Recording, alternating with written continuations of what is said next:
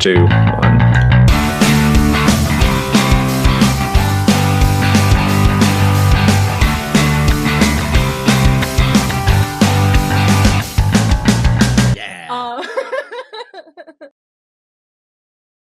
All right, guys, welcome on into a little bit of a kind of a special episode of On Beat Off Script. I'm here joined by co-hosts Mel and Bob and Rose, actually, who, I mean, we're going to be talking about the kind of the 2025 in review so far, like the halfway point, and Rose has made it to enough episodes now that you get to be a part of the special edition podcast notes. So congratulations. Don't let his tiredness shock you. Your stats matter now. You have enough at-bats to correct. You're technically part of the team now, apparently. Yeah. We'll see how long that lasts after we discuss everything, since I didn't get to be present last recording. But yeah, just because obviously wedding season, you know, there's summer and things are happening all over the place, we decided just to get together at least just a little something to make sure that we kept ourselves posting and doing cool shit. And this is going to be just kind of a 2025 in review kind of episode. We're going to go over all the stuff that we've liked over the last little bit, see if there's anything that we would maybe make adjustments to in hindsight, which I think there's probably a couple people that feel certain ways about that because they were wrong, and I told them that they were wrong initially. But not about some things. And then kind of go over just what the next 6 months are going to look like for 2025 and things that we're anticipating and excited for kind of moving forward. But yeah, Mel, if you want to start us off, just kind of talk about like some of our cumulative scores on the stuff that we have reviewed through the last little bit. Yeah, should I just go through like the average of our top 10 as a group? That would probably be, I guess, kind of a decent where to start. What is our top 10? Maybe you want to start low though and move our way up. Oh my God, you're right. That's yeah. We don't want to start off with number 1. I think we all start with the ones that will contest, I guess. You know. Yeah. Okay, well, our number 10 is definitely only in the top 10 because of me. And it's Only Dust Remains by Backwash. Yeah. Which I still think was an incredible album. I should not have rated it a 9.5 at all. I was emotional. Backwash is an intense listen. Yeah. I do think it's great. I think it definitely has its prevalence. It's important. Yeah. But not 9.5. Not 9.5. That was, if y'all could see the group chat, I saw that tonight and was like, damn, I really should have listened to these and been like, here's a new number. Any other number. Any other number. But just for the record. This top 10 is bad. For the record. It's not as bad as my top 10. I want to say for the record, though, that was given because of a 7.1 from me, an 8.1 from Bob, and then a 9.5 from Mel to give it a cumulative score of 8.3 as one of our top 10 on Beat Off Script. And musically, there's not really a whole lot of music going on, just anger and yelling, which, don't get me wrong, is art, and it's wonderful for that reason, but musically, I don't know. I actually feel kind of bad because I totally cock-blocked Deaf Heaven, and you guys love the Deaf Heaven albums. Actually, no, I guess they would be tied almost for 10th. Did I miss that? Oh, yeah, it's an 8.23. I was looking It's an 8.23. They are tied. Well, I think they're tied. I think the Backwash went in top 10 because it's less of a point spread. If you look at like our standard deviations. Like, yeah, that's right, guys. We're doing math over here. In case you guys are wondering, we're not just music people. Sometimes we can use a spreadsheet. We've got a whole spreadsheet. It's got average, standard deviation, and that's everything. That's all we've got. That's all the things really that you need. We also have the dates. We recorded that. Yeah, we're good. On the 29th of 3. Yeah. The 29th of 3. March. There we go. But yeah, I think Backwash was. I said this offline, but Backwash was more of a. We respect the messaging of the album. We respect like the struggles that the artist went through. But I agree. Musically, it probably did not deserve to be in our top 10. I don't think so. No. No. So Mel, I'm sorry. In hindsight, now that you're not emotionally angry at everything that Backwash was angry at. And can I say this was Mel's highest rated album of the year so far? By the way. No, No, it's she's not. got. She's got. I got Wait. one that's she's got a higher. 9.8. Yeah. Oh, I'm And sorry. I missed that. stand I by missed But that. it's top like. So it's the second. It's where's It's wait, my number 2. where's the 9.8? Our number 1 rated. As Yeah, a it's the collector. number 1 as a group. No Oh. spoilers, Bob. Come on, Ned. Okay. We'll get there, sir. Oh, We're I also see going to it. go through each of our What's your individual turn? top 10s here shortly. I So, see like, it. I'm just we bad. will discuss all of this. So this is the second highest rated album by Mel. Sorry, Mel. Go ahead. Yeah. So I Mel, stand what by would my you? number 1. Would you? What? Do you still feel it's a 9.5? What Oh, would you? no. What would you do with it now? I actually feel like I should fall somewhere between you guys, but like a 7.6. Like I think it Whoa. gets closer. I know. I'm really wrong. I was really wrong, and I recognize how really wrong I was. That would drop what 7.1. That's 15.2. 7.6 would be 22.8. That drops it to like 13th, 14th overall. That's Yeah. not a small drop. No. I know that I know how emotional I was when Yeah. when I rated that, and I objectively with how I've been doing things now, I'm pretty sure it'd be Well, like devil's closer to a advocate, high though. 7. Devil's advocate, like if it made you emotional, if you felt the emotions of it, isn't that what music's all about sometimes too? Like it really spoke to you. So Yeah. And I can Maybe- get behind that. See, and this is where I talked to Brandito before everybody else hopped in for us to record tonight. Did we talk? And I thought it was more of a scolding. But anyways.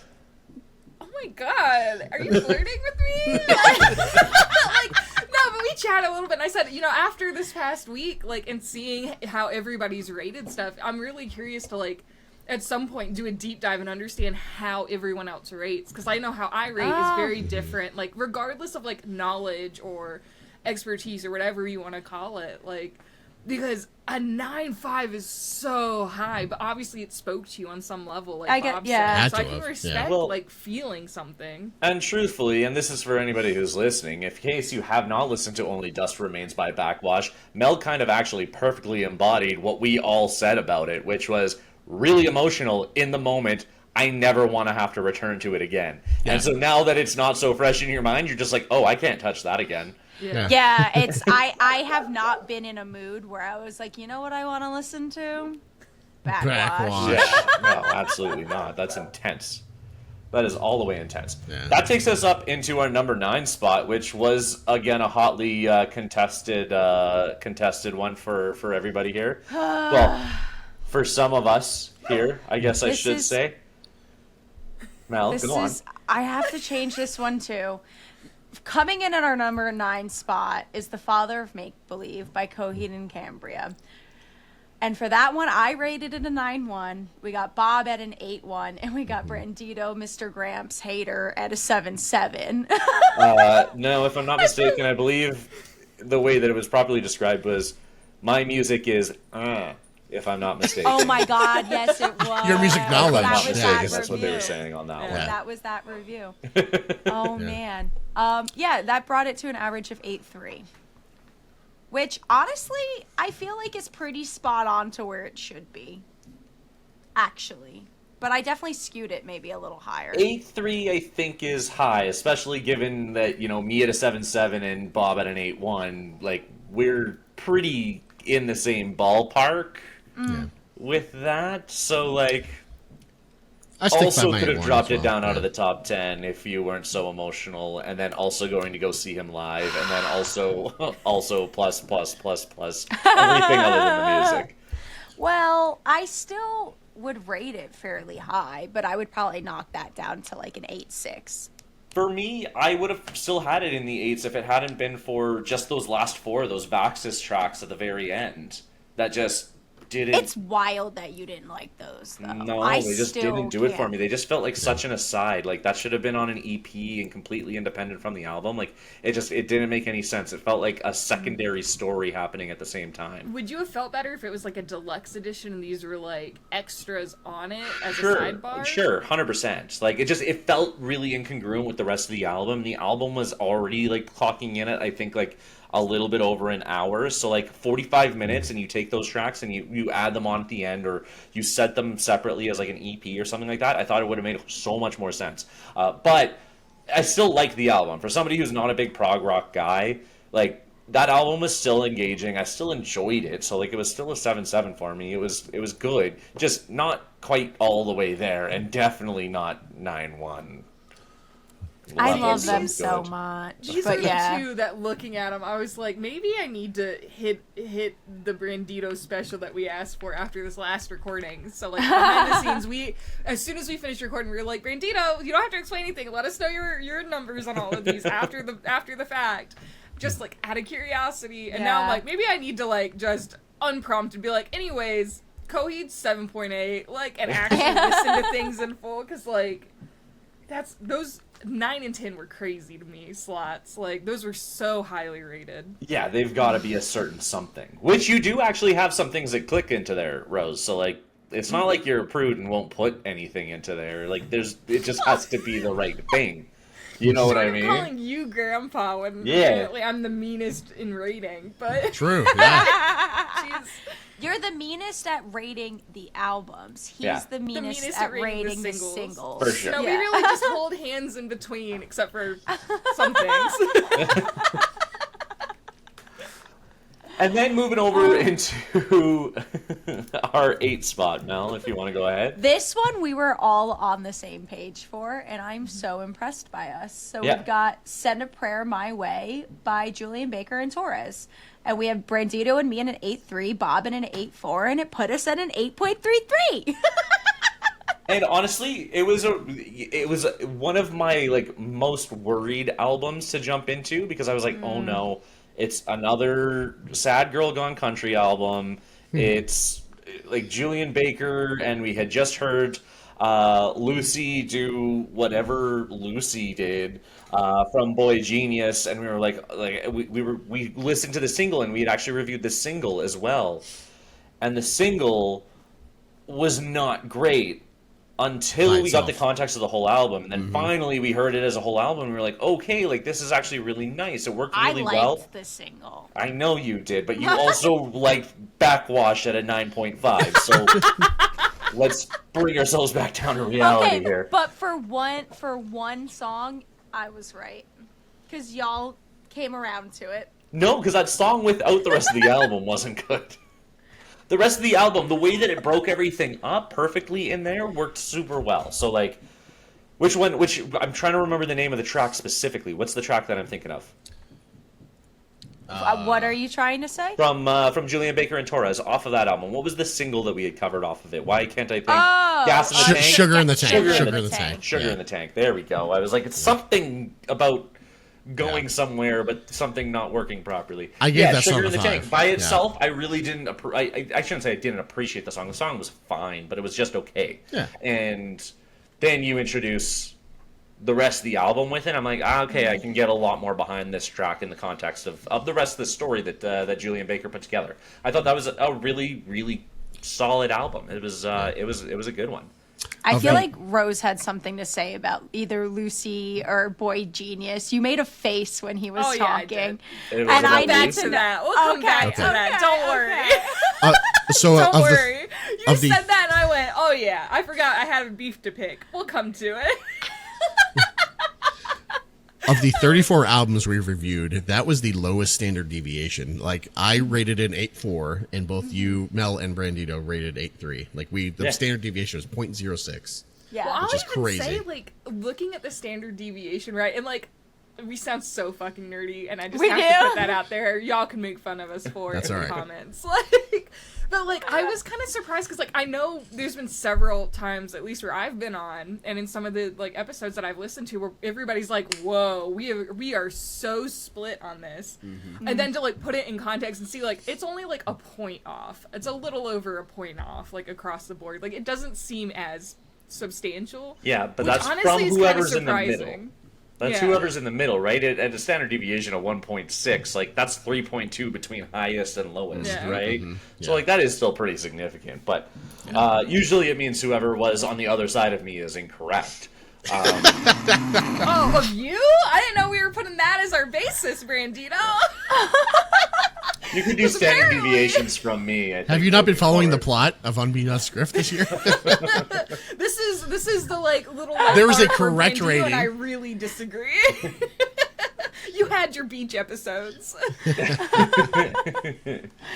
Oh my god. There's one correct rating, and that's it. That's mine. Everybody Yeah. else's is just to help give you some leniency in what to feel about Yeah. it. Yeah. Yeah, some margin of error. Yeah, correct. Thanks Wow, for I being feel my so margins, special. Mel Bob. I feel so Putting that on my special. resume. Margin. Okay, Oh, so what- number what's 7. next? Yeah. Yeah. Number 7, A Lust for Life, Courting. Courting, honestly, Yeah. was a solid album. I know you guys were a lot bigger of a fan of it than I was. It didn't quite crack an 8 for me. Big shout out to them because they actually commented on our video, if I'm not mistaken. Yeah. Was that They Courting, did. right? They did, Yeah, yeah. that They was did. Courting. Yeah. Shout out you guys if you guys are still kicking around, if you guys subscribed, and now you guys are getting notification to be like, hey, we're talking about you again. Yeah. For that alone. You 10 made out our of top 10, 10. Like, Yeah. So we appreciate you. Thanks so Yeah. much. I really liked that album. I actually don't think I would change my score. So that would put us at like an 8.4 rounding for Courting? average. Courting is one of the albums I've actually gone back to a lot. Like we've done 34 albums. I've probably gone back to maybe 3 or 4 of the albums, and Courting is the one I've gone to back to the most. Like it's a great album. Yeah, I enjoyed it. I might even raise my score a little bit if I had to. You know. Hell yeah. 100%. No, Courting was a really, really sweet album. I don't know if I would add more to it. Because don't know. Brandito he's always right. was Why would he admit that he's wrong now? I was okay, just- we'll come to that in a minute. They were unique. They were unique, and I like that about them. But yeah, no, very Yeah. very unique sound, super cool. I'm a big fan of Courting now, and they pretended like they were fans of us for one episode, which is kind of nice. Which is all we do. Oh, if they come back, you know. See when they come back for this one. Exactly. Okay. All right. Number 6, I hope Rose finally schools you on because you wouldn't listen to me and Bob. We've got Sincerely by Kali Uchis. Brandito gave that a 9.7. Oh Jesus. I think I that thought it was was your fantastic. I think that was your highest rated album of the year, right? That It your was. number so one? far. Yeah. On On paper. the Podcast, yeah. on exactly. this podcast, yeah. it's not my favorite album of the year, but See, now, talking about Brandito's never wrong. Did you or did you not earlier tonight in the text, like, chain, say, yeah, I probably should have rated that one lower?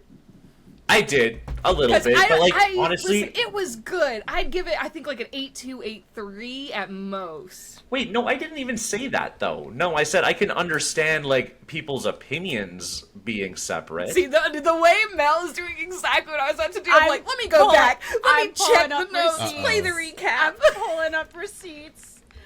I don't think I would rate it below a 9.4 though. Still, Oof. I still think that was a fantastic album. It's edgy. It's actually trying to break genres. It's trying to be genre defining. I think Kali just absolutely destroyed on this album. And by the way, the comments agree with you, Brandon. Yes. Oh, I'm they aware. do. They do. There were a couple of people that came in. defending, 9.7 might have been a little bit egregious. I can understand that, but again, I don't think I dropped it too much more if I was to move it at all. No, I think it was genre bending, and she did such a fantastic job with it. Whether or not that's for everybody, I can understand it not being because it was so hybridized and so like unique. But that's what I appreciated so much about it. It was so much less complacent than a lot of the other stuff that we reviewed, and that one like was one where I like it was eye opening to see what she was gonna do with everything that was going on. I think you guys were low at 7.8 and 7.9 still. See, and to I be didn't fair, like it. right, as a disclaimer, again, this is another one where I kind of pick and chose, like, tracks that I've listened to. So, like, maybe I'm a little low. Maybe I would go up more towards a 9. But what I heard, I was like, this is solid, this is good. But to me, It's it solid. wasn't enough to break that 9 cap. Yeah. That, It's worth a listen all the way through, front to back. I think, like especially because you're going to hear all of the different change ups that she like presents throughout the whole thing. If you guys out there listening or watching this or however you're expressing your medium, I don't know, reading a transcript of it, give it a listen. If you're reading the transcript of it, maybe give it a read. I don't know what you would do in that circumstance, but Yeah, no, just genuinely, I still think it's a great album. I still think it probably would be my top rated album so far, regardless. It was too chaotic at points with what she was doing. I stand by mine. I don't think it breaks I agree. 8 for me. That's Yeah. what's so beautiful about it. I'm in the same place. No, it was like my brain was everywhere with it, and I was like, God, it's not comfortable now. There are songs I really, really liked from it. And I respect the talent, also, if but- I may say, I do still think you were just too stoned when you were listening to it, and I stand by that 100%. No, that helps. Yeah. That honestly, that helps music so much for me because I get like I hyper fixate on everything. That's like- exactly why that would make it worse for you. No, There I was a think- lot of everything in that. I don't think. But it is also Also, for whatever reason How why high you like were when Backwash so listened to much, which Coheed? I mean, when I'm Yeah. dude, it's a Friday night. I'm fucking stoned all the time. What do you mean? I get home the second I'm not working, I'm hitting the bong. Like, so I'm always stoned for these.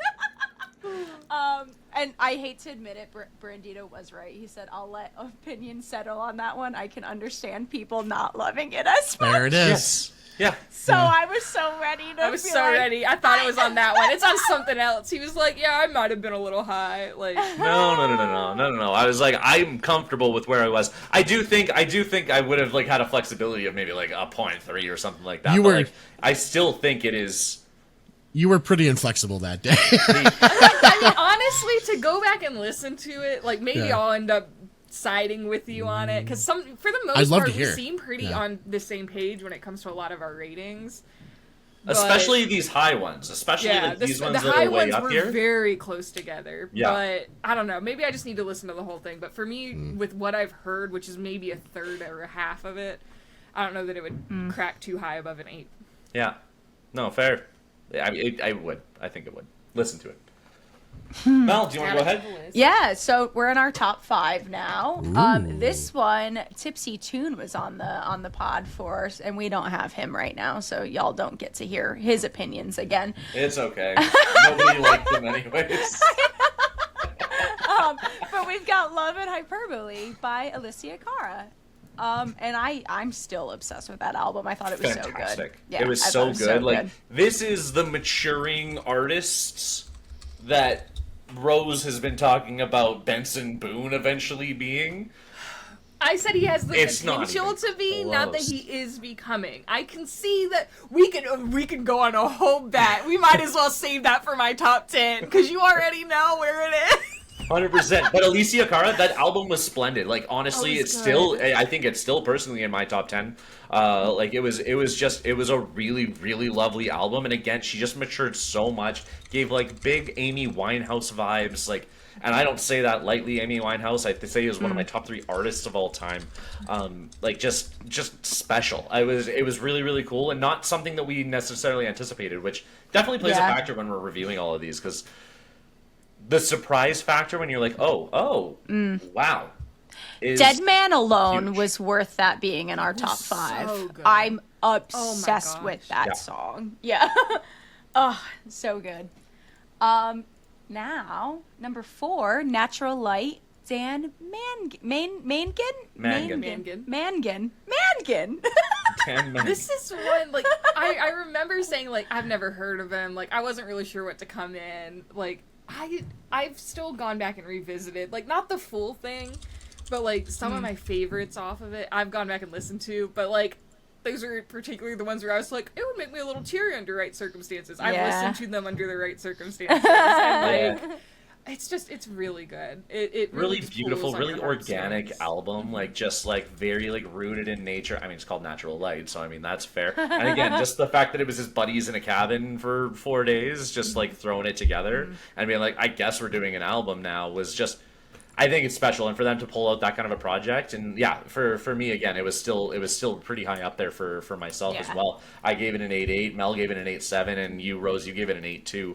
But I think part of what you didn't like about it is kind of part of the return charm, I think, to it in a big way, where there was some stuff that because it was recorded in a cabin, it did just have some oddities that were happening kind of throughout a lot of the production side of things, and for me, I think that's what kind of gives it a little bit more timelessness. Is you just remember that it is just buddies hanging out in a cabin putting this thing together. You know what I mean? Well, like, and that's one of those things where, like, I think part of, and like, this kind of brings me back to like that. I want to talk at some point about how we all rate things, because like, knowing like the context of it, I do think I wish I had brought my rating a little differently, because it does have that nostalgia and charm to it.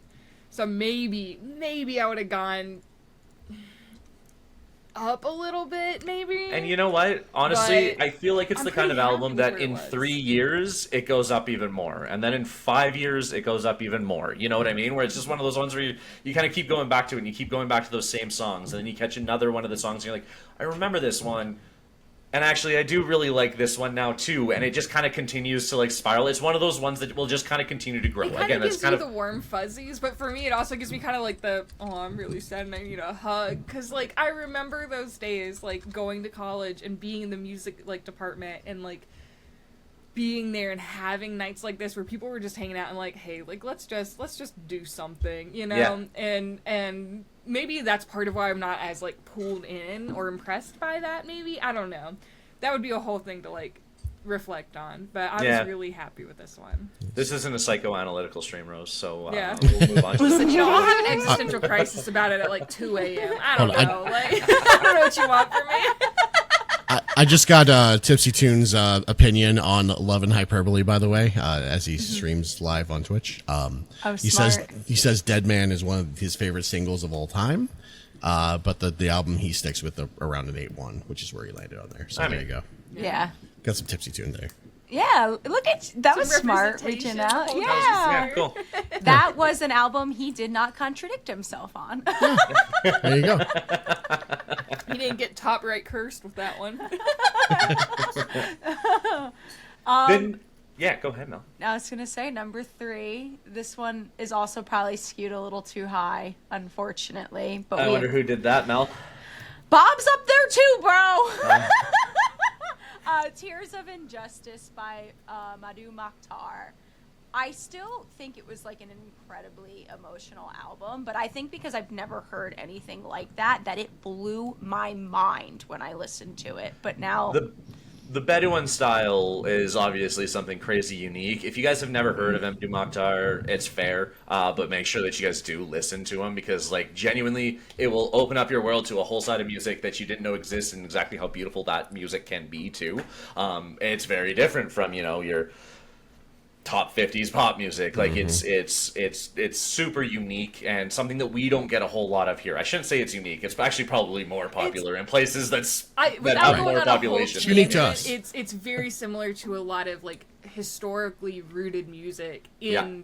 like further east than where we live, right? Yeah. So to us, it's very unique. To them, it is kind of the It's folk. core of their musical. Yeah, it's very It's folk folk music. for that area. Yeah.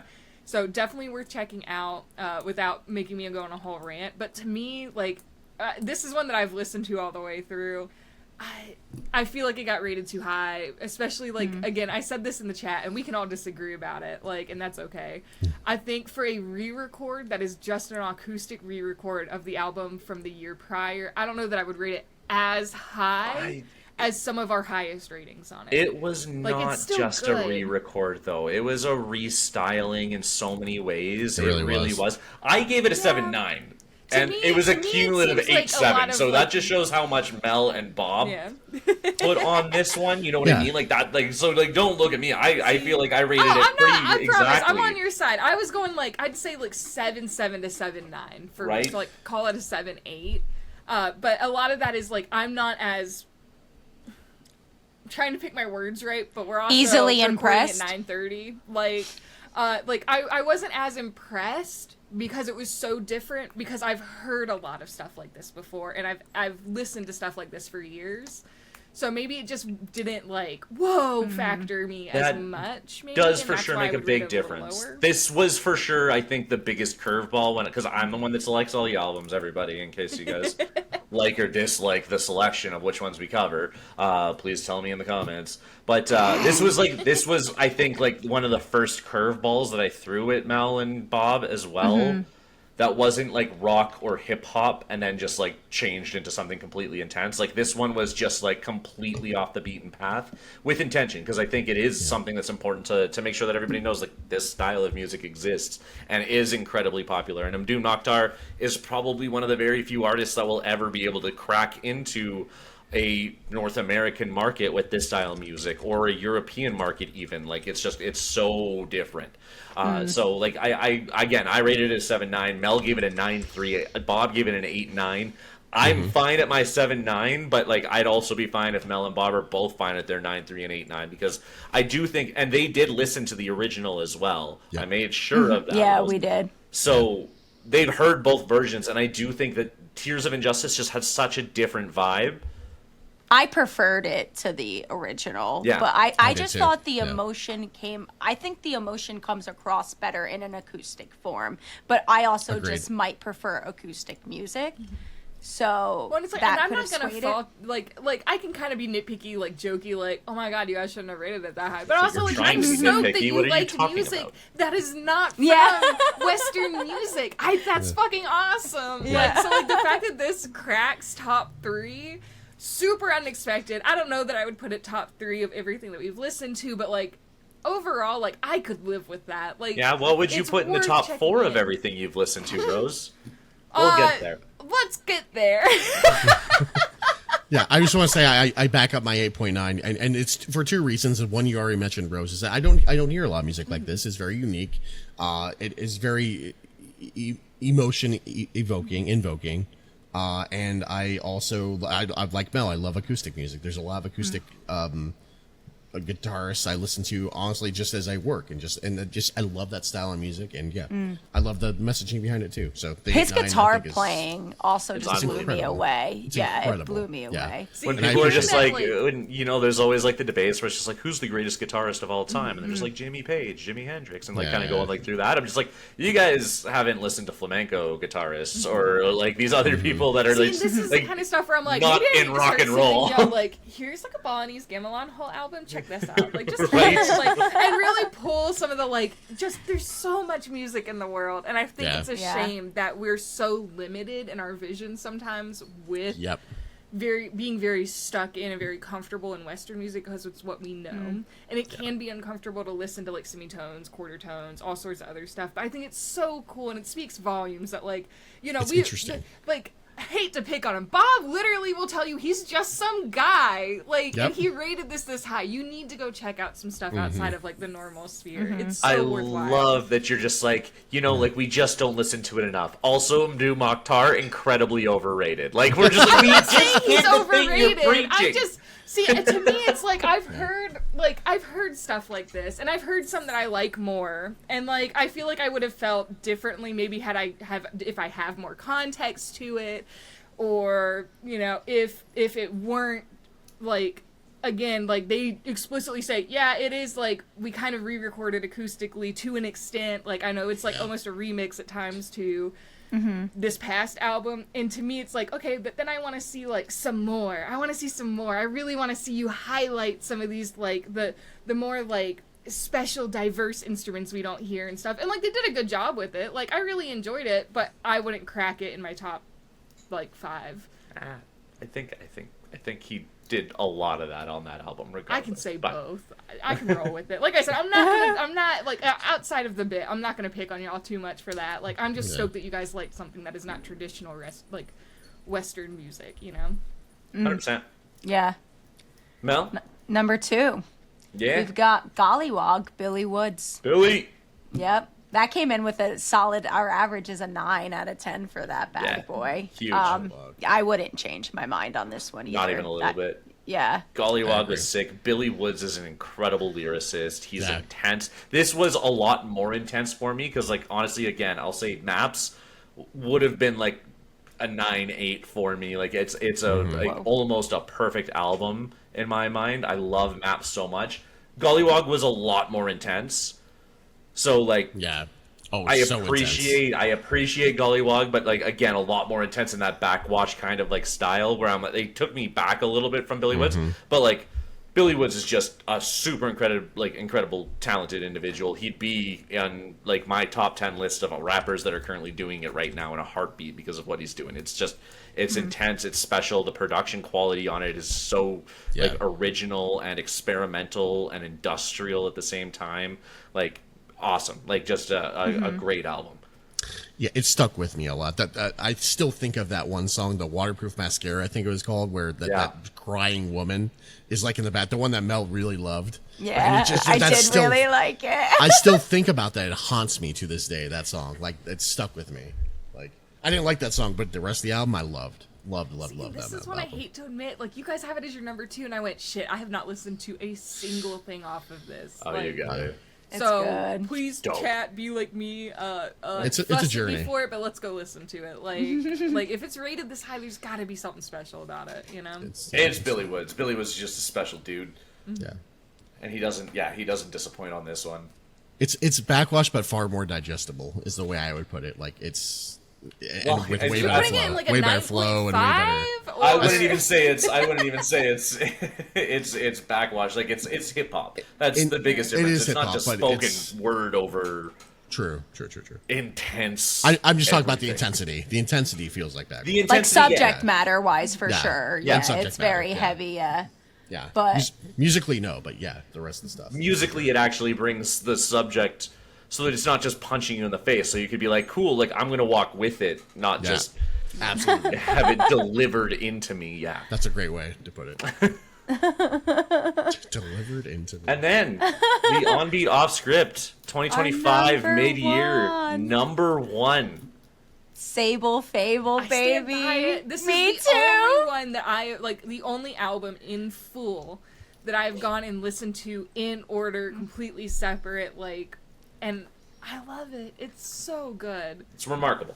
And I've even gone back and listened to like For Emma, which we talked about. I needed to listen because this was my introduction, right? Like outside of like I think a couple of things I didn't realize was Bon Iver. Like, so this was my introduction, and I've gone back and listened, and like this is so good. Yeah. So good. It's literally like the perfect encapsulation of his entire career. Like it's like I love it so much. It's like a near perfect album for me. I'm obsessed. I've listened to it so much. Bob, you really need to listen to it. I was literally about to say I should probably listen to this song. Yeah. We'll shake hands about not listening to the top 2. Like, 'cause you need to listen to this one. In exchange, I'll go listen to Gollywog. Like, unfortunately, it won't end up being like an album of the year like candidate just because it's just because of what it is. It's a folk folk electronica kind of style. Like I think he's had an album of the year. Wasn't I a Million? He's had alternative albums of the year, I think, lots. I could see it nominated, but unfortunately a lot of albums of the year kind of stick to the same 2 or 3 categories, which I could go on a whole other rant about how just what an injustice that is. But yeah, Tears I don't of Injustice. think more than a nom here is what it gets, and no, it won't. It won't end up. It genuinely, I don't think it will end up there. But in my opinion, like it is absolutely a candidate. It should be. And if it is not an alternative album of the year, I don't know what should be. Maybe I'm just not. Like something's gonna have to really come out of nowhere in the back half of the year for me to think that this needs to be unseated in that category. Yeah, like because it's so. If this doesn't win a Grammy, I'm gonna be fucking. To me, pissed. this was a masterclass in doing a lot of different things. Yeah, like it's just 100%. so fucking good. Yeah, in 2020, I was nominated for Album of the Year. That was up against Album of the Year. Nice. Yeah, that was up against Norman fucking Rockwell though, and like when we all fall asleep, where do we go? Billy won it. Okay. But at least he got nominated. Huh? I know. I'm saying. Well, he see, and could this is pull an where album of the year dude, when nomination music award because he's season done comes it in around, the we're about past. to have the most intense episode because there's so many sidebars we could do just about how things are awarded or nominated, and to me, this would be an injustice to not have at least nominated. I mean, that's what I'm saying. Like, I was just trying to prove a point that he has been nominated before, so it's very possible that it will be, and I'm hoping it does. Yeah, it deserves at minimum the recognition of a nomination. Yeah. Ugh, I'd be so upset if it didn't. I mean, I just need something. It needs something. But yeah. That's our top 10. That's our Yeah. cumulative top 10. Now let's talk about, just really briefly, let's talk about our individual top 5s here. Just because why not? Mel, you're up first. Individual top 5s. Individual top Yeah. 5s. Mel? And this is just the on beat off script reviews. Yes. Or, Yes. Yeah, we haven't. We'll dive into just We'll like dive all of into- the other okay. albums. Mel at number So 5. number 5, we've got Cowards by Squid. I stand by that one. I think that deserves to be up there. I You really think so? Because enjoyed you it. have it over Gollywog Yeah. Oh wait, what? and Dan Mangan and Alicia Cara. Wait, do Just I? for Yeah, you sure context, do. we're not just calling each other out. We actually shared all these screenshots. Yes, we So do we've all know. seen. We've all had time to judge for like. Oh no, 12 I don't hours. I don't stand by that at all. Well, you actually you have it tied with. I have it with tied with Gollywog Gollywog. and A Lust for Life, with by Courting, and then again ahead of Dan Mangan and Alicia Cara. But you have I openly really- admitted, and we will continue to go through exactly how overrated that you were doing, I guess, kind of Yeah. early on in the podcast. And Yeah. maybe we've made some critical adjustments that were Oh, important. for sure. I mean, I would bump Gollywog up over that in a heartbeat. Yeah. Yeah, So, figured as much. yeah. Then Actually, I would bump a lot of that up. So yeah, Coward shouldn't be there. We're gonna take him out. Sorry. So I'm sorry, Squid. It was a really cool album, but yeah, you can't be there. And another one that can't be there is The Father of Make Believe at my number 4. Yeah. Yeah. So if I actually I think I would switch it to an 8-6, and that would put it. What, I think like, probably in after- the right spot. Yeah, In I the right agree. spot. But I it would probably agree. still make my top 10. Just get down there. Then number 3, we've got Tears of Injustice, which I still really liked. I'm not really sure how I would rate that.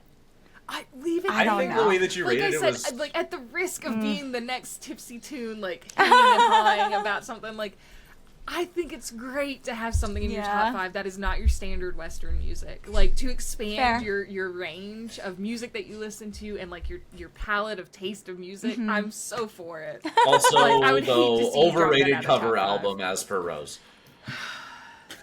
And yeah, look, here's my thing. I personally have a different background. I will always champion somebody listening to something that is not Western music. And no matter if I disagree, I'll be like, yes, love the album. Listen to something that isn't Western music. Please, God, there's so much more. Like, Casually gatekeeping, like put me in the top African right, bitch. music. See what I do. I'm waiting. I need a shirt. Like, Mel. Number 2, Only Dust Remains Backwash, which we've discussed should also not be there. And then we've got my number 1, which I stand by, Sable Fable. Yeah, that makes all the sense. That in the world. makes sense. Yeah.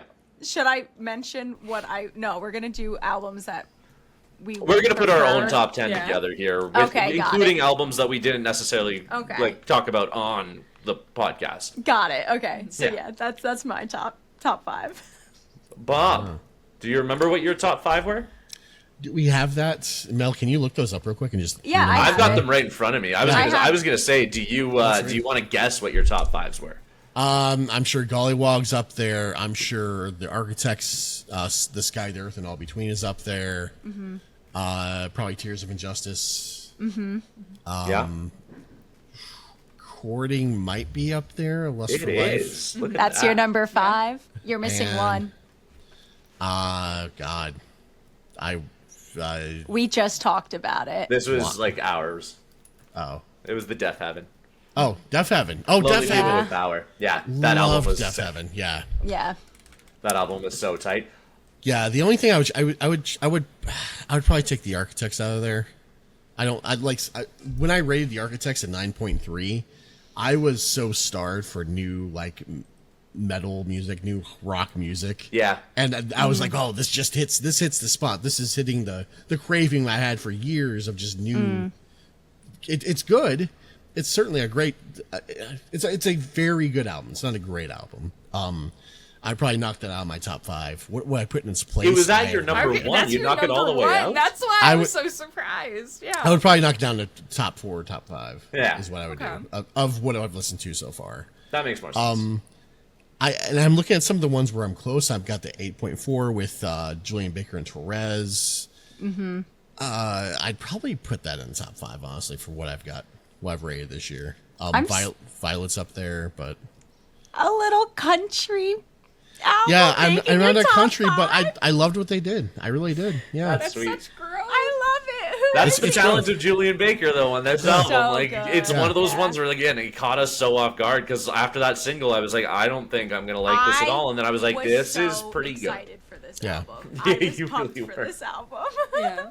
This Yeah. Really, all really is were. just to say to Soapbox, if you don't like it, a single, still check out the album. You'll never know. Yeah. 100%. You should listen to music. important. Give it a chance.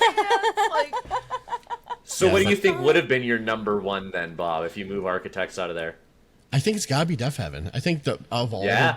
all the music we listened to this year, Def Heaven really like that and Courting. Those are the top 2. I would say those are the Sick. 2 I've listened to the most since. Yeah? Yeah. You haven't dove back into Billy Woods?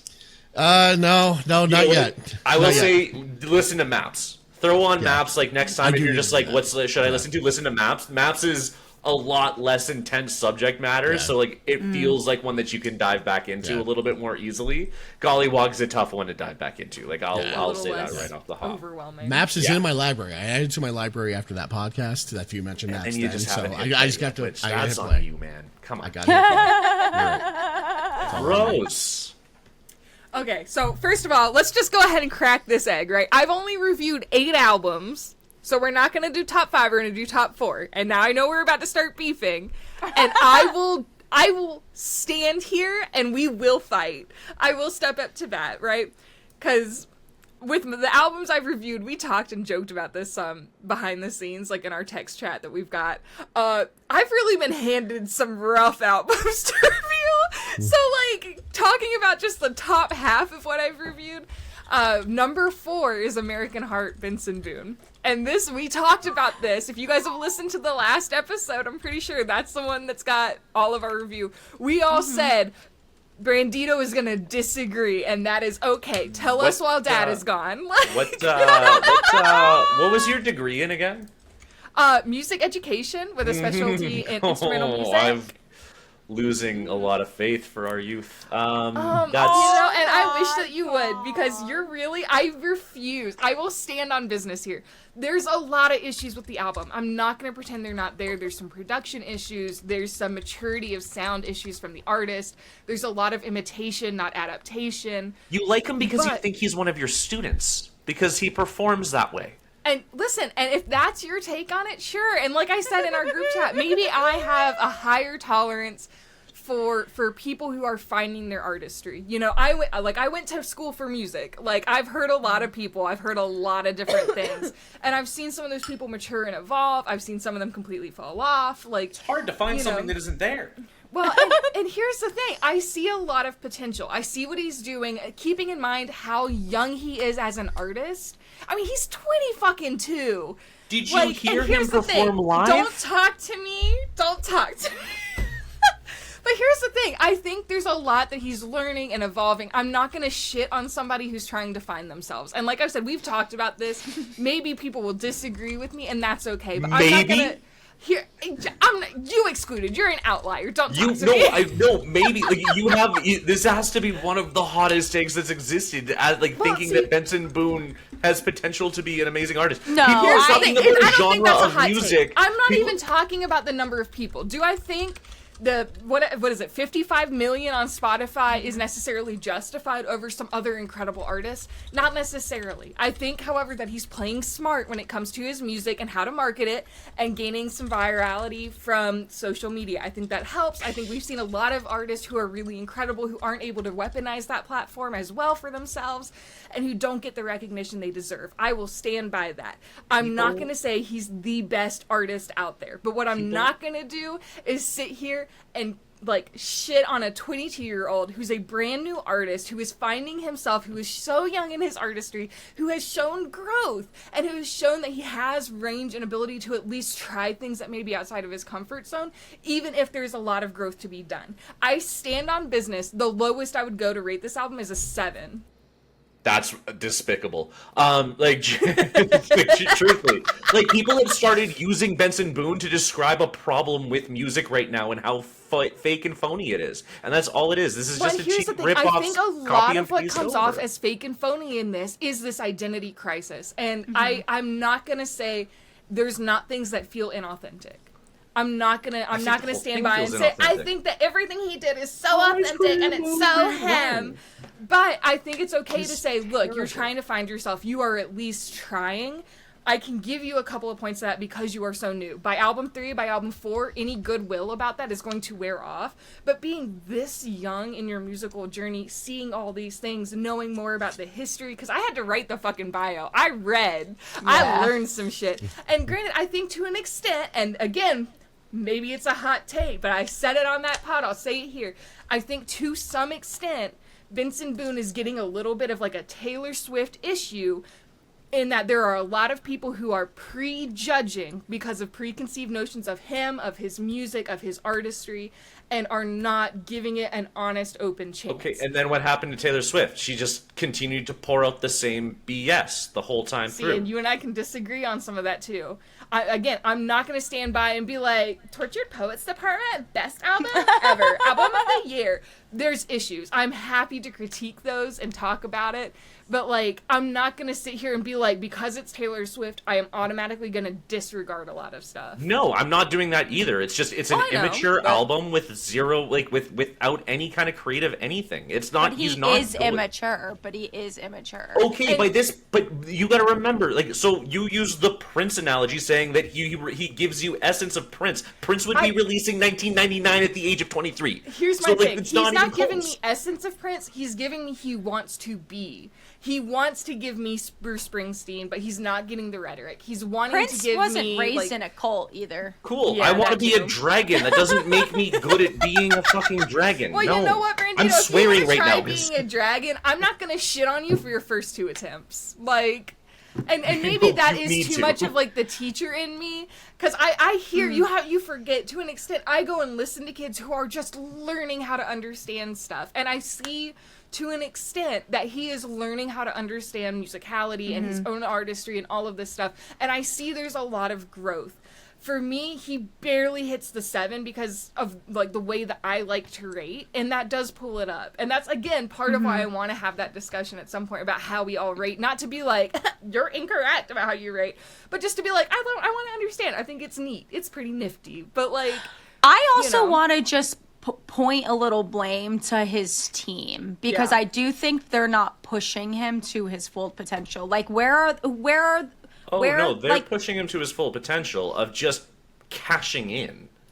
See, but that's the problem. I think they're to some in, they're extent, not trying. There is a lack of care for him as an artist or as a young individual. I think he needs either, I don't know if he needs a whole new team or he needs a team who's willing to say, hey, let's not, like, there's no reason, like, when you mature as an artist, it's okay to say, I made this album in 17 days. But in 17 days when you're a younger artist, you really need to put more time into that. But I think there's something in the team that is not necessarily supporting him to be the artist he can be, for better or for worse. We'll let the comments decide, because we could talk about this all night. Yeah, we could sit hours on this. He needs to make that decision. Like, that's a maturity thing that he needs to do. So...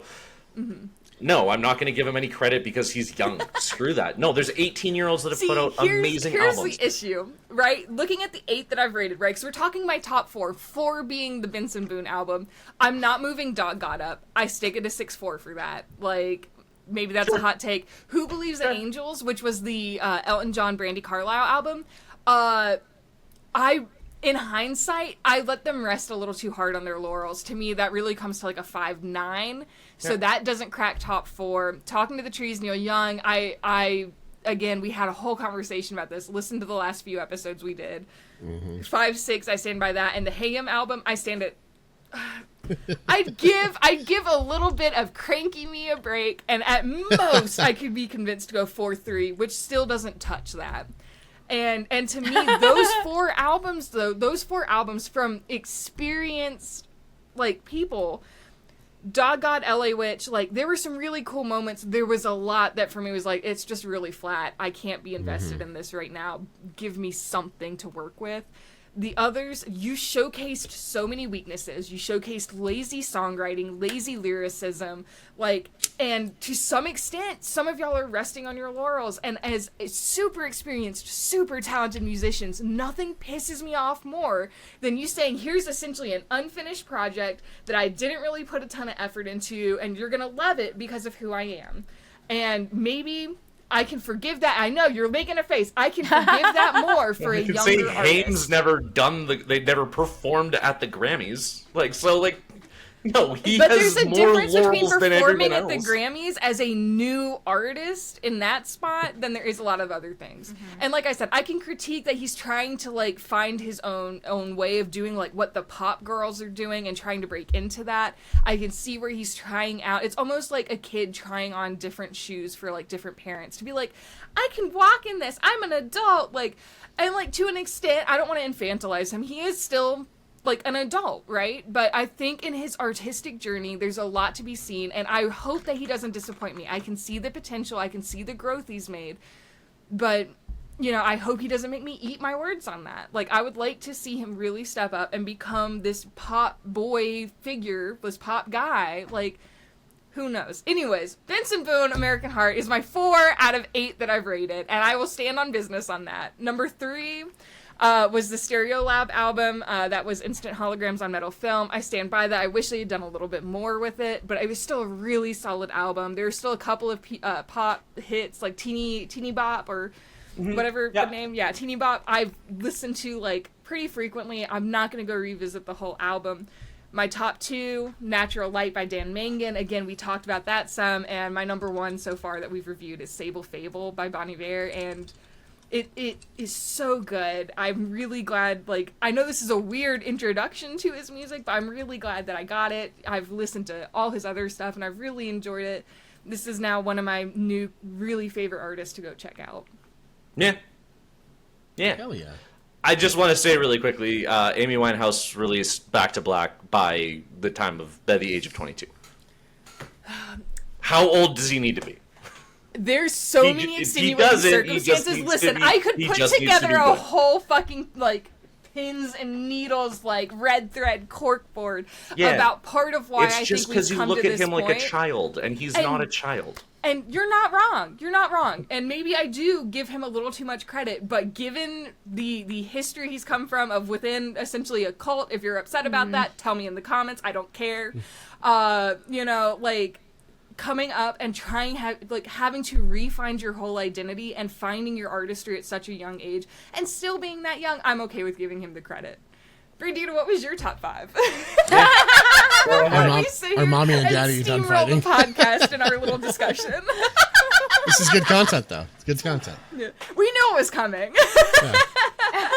So, in my top 5, at number 5, I had Death Heaven, which Bob and I were both at 9.1. Again, just another solid rock album that like I could keep coming back to. Oh, yeah. Mel wasn't for Mel. I think one of your biggest takes was the vocals that were just like tough for you to get around. Which there's 2 different types of people, I think, and one of them gave Coheed and Cambria the 9.3. One of them gave the Death Heaven a 9.1. You know, so that's actually very that's it right there, honestly. I respected the album, which is why I ended up getting like a 6.5 for me, but it's so not for me. Yeah. Which is genuinely, I want to know what you're saying. Yeah. Which, don't get me wrong, if you guys are looking for lyricism, not for you. If you guys are looking to, you know, Bob always talks about, like, the music he listens to at the gym. I'm sure Death Heaven's one that he's, like, thrown on. He's just like, this is aggressive, and I will just get angry about it. 100%. At number 4, I had Gollywog by Mr. Billy Woods, which I think we've all kind of come together, except for Rose, who hasn't listened to it, to say Billy Woods is Billy Woods, man. He was doing his thing. At number 3, I had Cowards by Squid. You know... Do you stand by that? Because I know Mel backed down. I can stand pretty close to it. It would still be in my top 5 if I was to adjust it. Maybe down a little bit. You fought for this album so hard on that episode. With Garrett. But Garrett was also saying that, like, there's all these issues with it. I'm like, they're all intentional, though. Like, it is very much a concept album about somebody who is just a raved maniac. And so he takes different vocal places to show the different like inner like conversations and how he's expressing them outwardly, and does all of that kind of stuff, which is the one thing that really drove Garrett nuts. I still think it was perfect in the way that he performed it. I just think overall musically maybe I gave it a little bit more credit than I should have, but that last track where it sounds like the prison bars and you can hear like That was so like cool. it sounds like the desert in the background and stuff like that. Like sounds like he's in prison at all of it. Sorry, spoiler alert, everybody. Love that.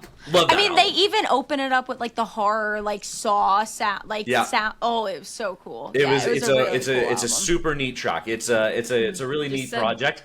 the It would little still be words in my like top each 5. other. Whether or not it's at my number 3 is a different story. Like Gollywog and Deaf Heaven probably could have bumped ahead of it, but I still like it better. In my number 6 slot was Dan Mangan, but I honestly still think I would prefer to listen to Squid than Dan Mangan most days. You know what I mean? So like it was a really cool track.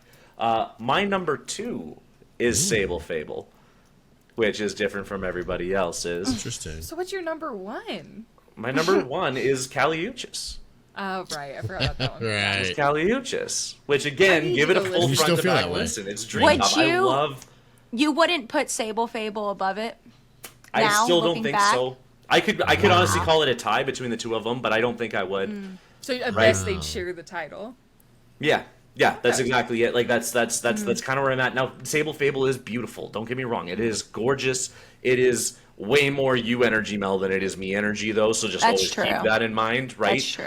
Like if I wanted to cry every single day, yeah, it probably would have beaten El Caliuchis for sure. Call us out like that. What did we do to you? Jesus. You guys say it every single podcast. This is why we got to do an outtake. We got to do it after Caliuchis. dark. Like Caliuchis is honestly, in my opinion, I think it is groundbreaking. I genuinely think this is going to be one of those albums. This is going to be the Patti Smith Horses. This is going to be one of those albums that you're going to hear a completely new idea and genre of music start to become more popular, and they're going to refer back to Caliuchis and like in those moments. Right now, Patti Smith's Horses is not my favorite rock album by any means. It really isn't.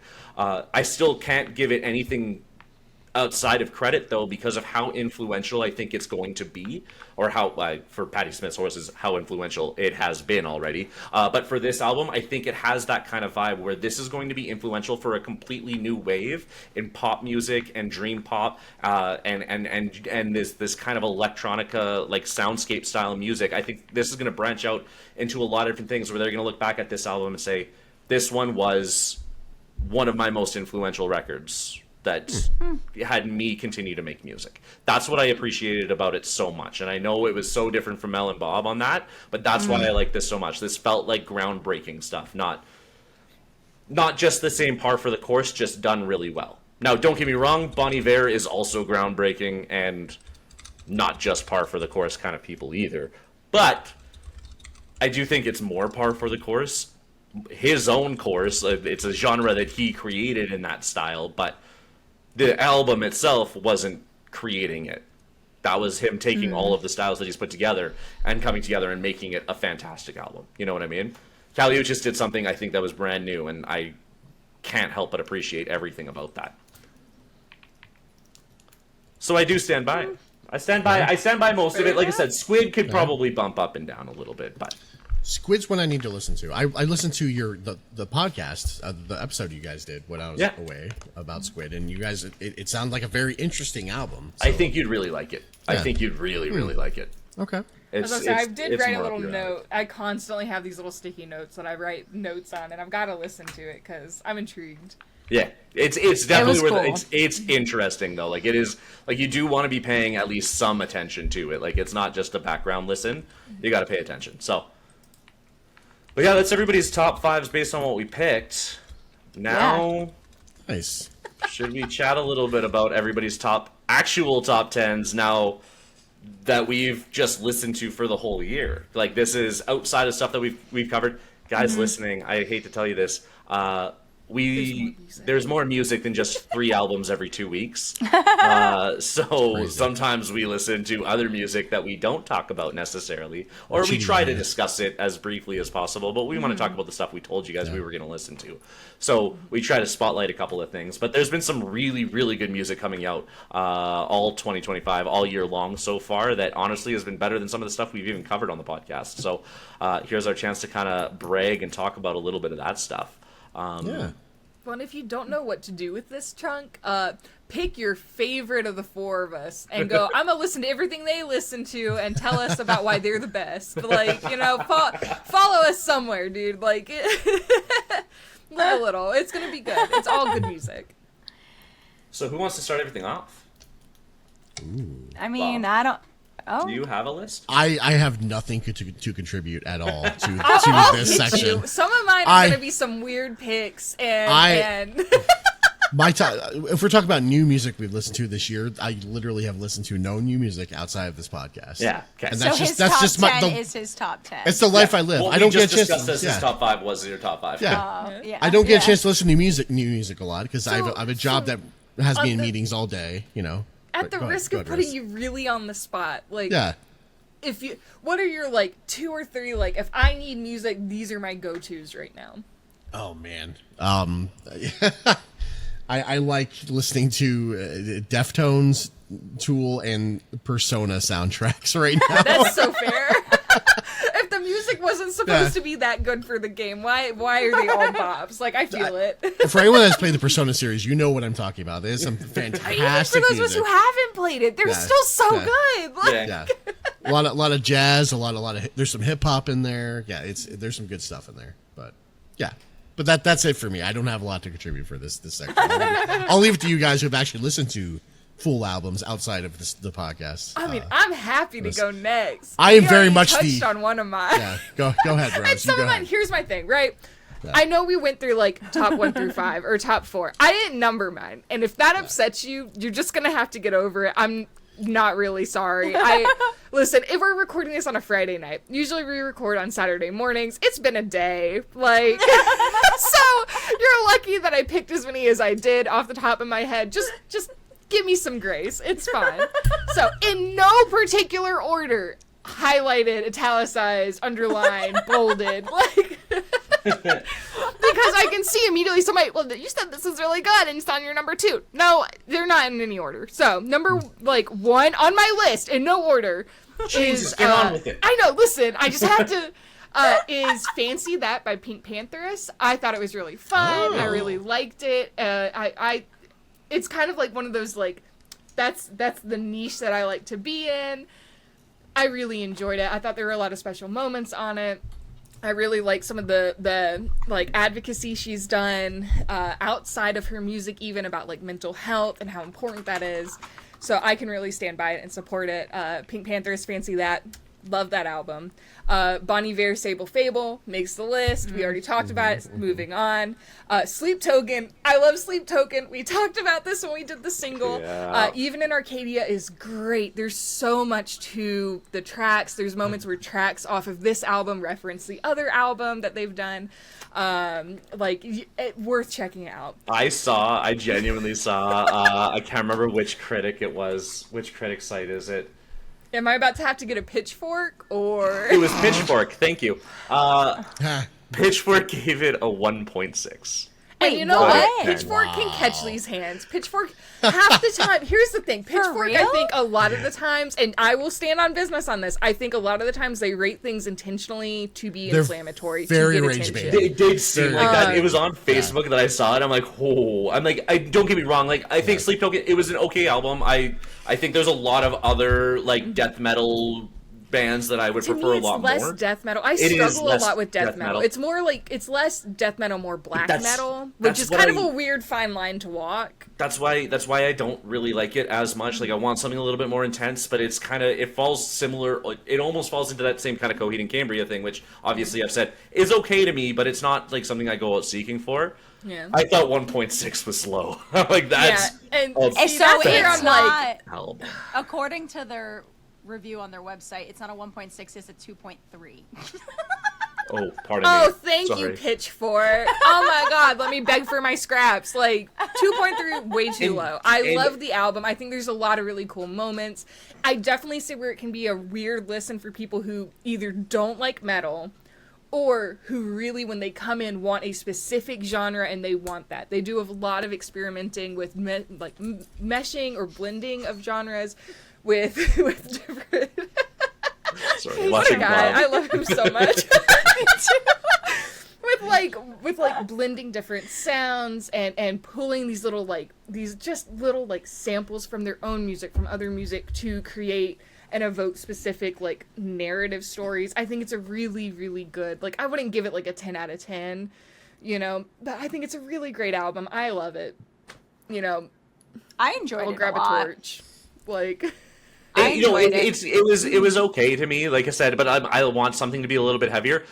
Pitchfork, I don't know what you guys are doing. Tennis, actually, the band Tennis, like sent out a review, like actually like roasting Pitchfork, like, and talking about just how like they've always like they're like, I genuinely feel like Pitchfork doesn't actually listen to our music. All they do is just make a decision and then just try to do something with it, because like they're talking about the fact that I didn't like have any themes, or like talked about a theme that was not even the theme of the music that we were making and stuff like that. And I really like Tennis's album, and they gave like that album like a 3.7 or something like that. So like they were being kind That's of just crazy, rude. yeah. And so like I'm gonna go out and say it.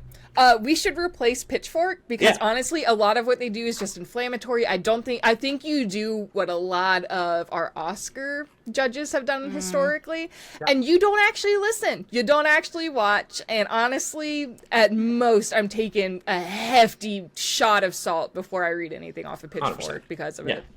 I agree. Anyways, moving on. I was listening, right, to give you just a little backstory. I was playing a game where you just put out some music and everybody guesses it, and it was fun and it was quirky. And one of the themes was like a song that reminds you of middle school. And you know what I put on there? Oh, Too Little Too Late by JoJo. And you know what I went? I said, I wish that JoJo would drop some new music. There's a very specific spot in my brain that would itch. I didn't know in January she dropped an EP. I've listened to that so much this week. I'm really digging it. I think it's fun. If you also need that little itch in your brain scratched, like, I think that can be a fun way to do it. I'm not going to say it's groundbreaking, but right now it's in my, like, top 8 that I've got here. I'm really sticking with the theme. Benson Boone thing makes sense now. You're just in a weird place, and that's okay. And here's the thing. Call me at the end of December when we come back and maybe do this again for like a Christmas, New Year's episode, and maybe I'll change. I doubt it. I feel like I'm going to stick to my guns, if for no other reason than principle at this point. Lucy Dacus? It's either Dacus or Dacus. I can't recall which, and I'm so sorry. Fuss at me about it. Forever is a Feeling. I really enjoyed that album. I really liked it. I see Brandito's face. You don't have to agree with me. I thought it was fun. I thought there was a lot of cool good things on on it. But There's a lot of good on it. There's a lot of stuff that I would skip, but right now I've listened to a lot of stuff off of it. Again, maybe I've not got the same spirit of my top 10 or whatever that Brandito's got, but you know, pretty sure Ankles is gonna be my number 1 like played song this year. It's so I love good. Ankles so much. Is so good. Like, there's so much that's really good. I think there's a lot that's kind of fun off of it, even if it's not something that I'm gonna pull and just like throw into a playlist. I can respect it. For similar reasons, Rebecca Black, my girl, Salvation. Oh my god. And I know, Brandito's gonna hate my top 8. And you know what? That's fine. It's mine. Listen, Saturday's again, a bop. Like, there's a lot that I think is fun. There's a Saturday. lot that I think is kind of fun and quirky. And right now it's something I'm listening to a lot just for fun. Yeah. My music doesn't have to be peak 10 out of 10 all the time. And that's okay. Like, for any of these. This is not specifically to you, Rebecca Black. Godspeed, girly pop. Like, Brandito Oh can goodness. have a break. Salvation? Get over it. Because my next one is My Chemical Romance, and this is kind of a cop-out. 3 Cheers for Sweet Revenge has the deluxe edition that just recently came out this year. Yes. Love it. I'm about it. And it's kind of a cop-out, but My Chemical Romance is so good. Like, that I can be fine with. so, That is my Salvation by favorite Rebecca Black? album of all time. get over it. I didn't know she came out There's with a, another for album. me, it's fun. It really itches. Like, maybe I'd feel differently about it if it were not my month, right? Like, this is really, like, this is some gay, like, fun pop, and, like, I'm here for it. You know, I'm not going to be mad about it. And it's something I'm listening to a lot. I can live with it in my current top stuff that I'm listening to. Because I'm not going for top for the whole year. I didn't have the brain power for that. This is top what I'm listening to now. And that's fine by me. I like it. And then last, and you guys can absolutely make fun of me in the comments, I've been trying to learn and get better with my Spanish. So I've been trying to branch out and listen to some different artists with that. There are 2 different albums that I've been listening to kind of learn, to kind of try to grow, and maybe I'm missing the point on some of them because I am learning the language, but it's fun to immerse yourself. So one is by Carol G, Tropico Coqueta. Super fun. I've really Awesome. enjoyed the Great album. A really good album. Yeah, the other one fantastic is album. Bad Bunny, who I won't lie, I started listening to because I was like, I'm a petty girl. Let's go, Bad Bunny. Okay, I'm here. Fantastic artist. And this one is in Spanish, so I'm going to try to say it. Make fun of me if I get it wrong. Debí tirar más fotos. Yeah. Yep. Great fucking That's album. another really good album. Yeah, Great I agree. album. So Not those even- ones will probably possibly crack like top 10 of the year for me. But that's what I'm listening to now. Those are like the top picks for what I'm listening to, and I'm just having a good time. I'm One here of for the my- vibes and having fun. One of my favorite albums of, I can't remember if it was last year or 2023, one of the two. One of my favorite albums was Carol G's Mañana Será Bonito.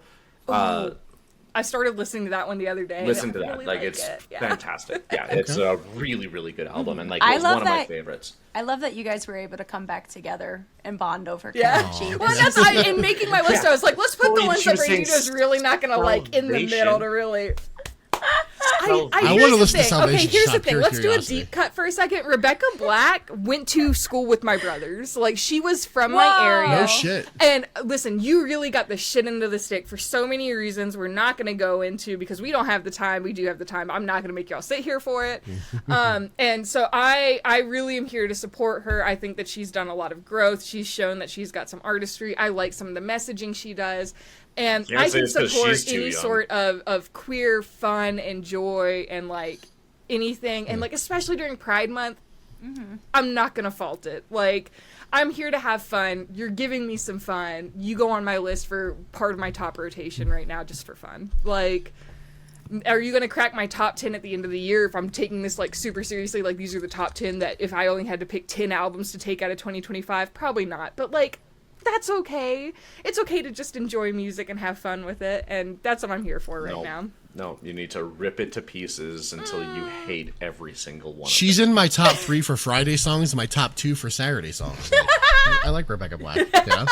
You know what, Come on, Bob? there's- Let's fucking go, baby! Nickelback has Saturday and Saturday Oh, Night's All Right for Nickelback. Fighting. Listen, okay, divorced dad Are and both like better than Saturday. estranged like daughter music. I didn't think can about meet those in two. the middle, and I will be here for it every day. Okay, Top 4 then. Top 4. There's other Saturday songs. like, and this is why I said, like, Bob said that he didn't. I was have thinking any, like, Ludacris. top 10 picks outside of the pod. I'm willing to go Saturday. next because I know you're gonna disagree, and that's okay. I'm here, like I said, my music. I want it to Yeah. make me feel something, and sometimes it's just pride that, like. Yeah. Hey, you came from where I came from, and like I'm really happy that like you had this awful experience that, to be fair, you did not deserve.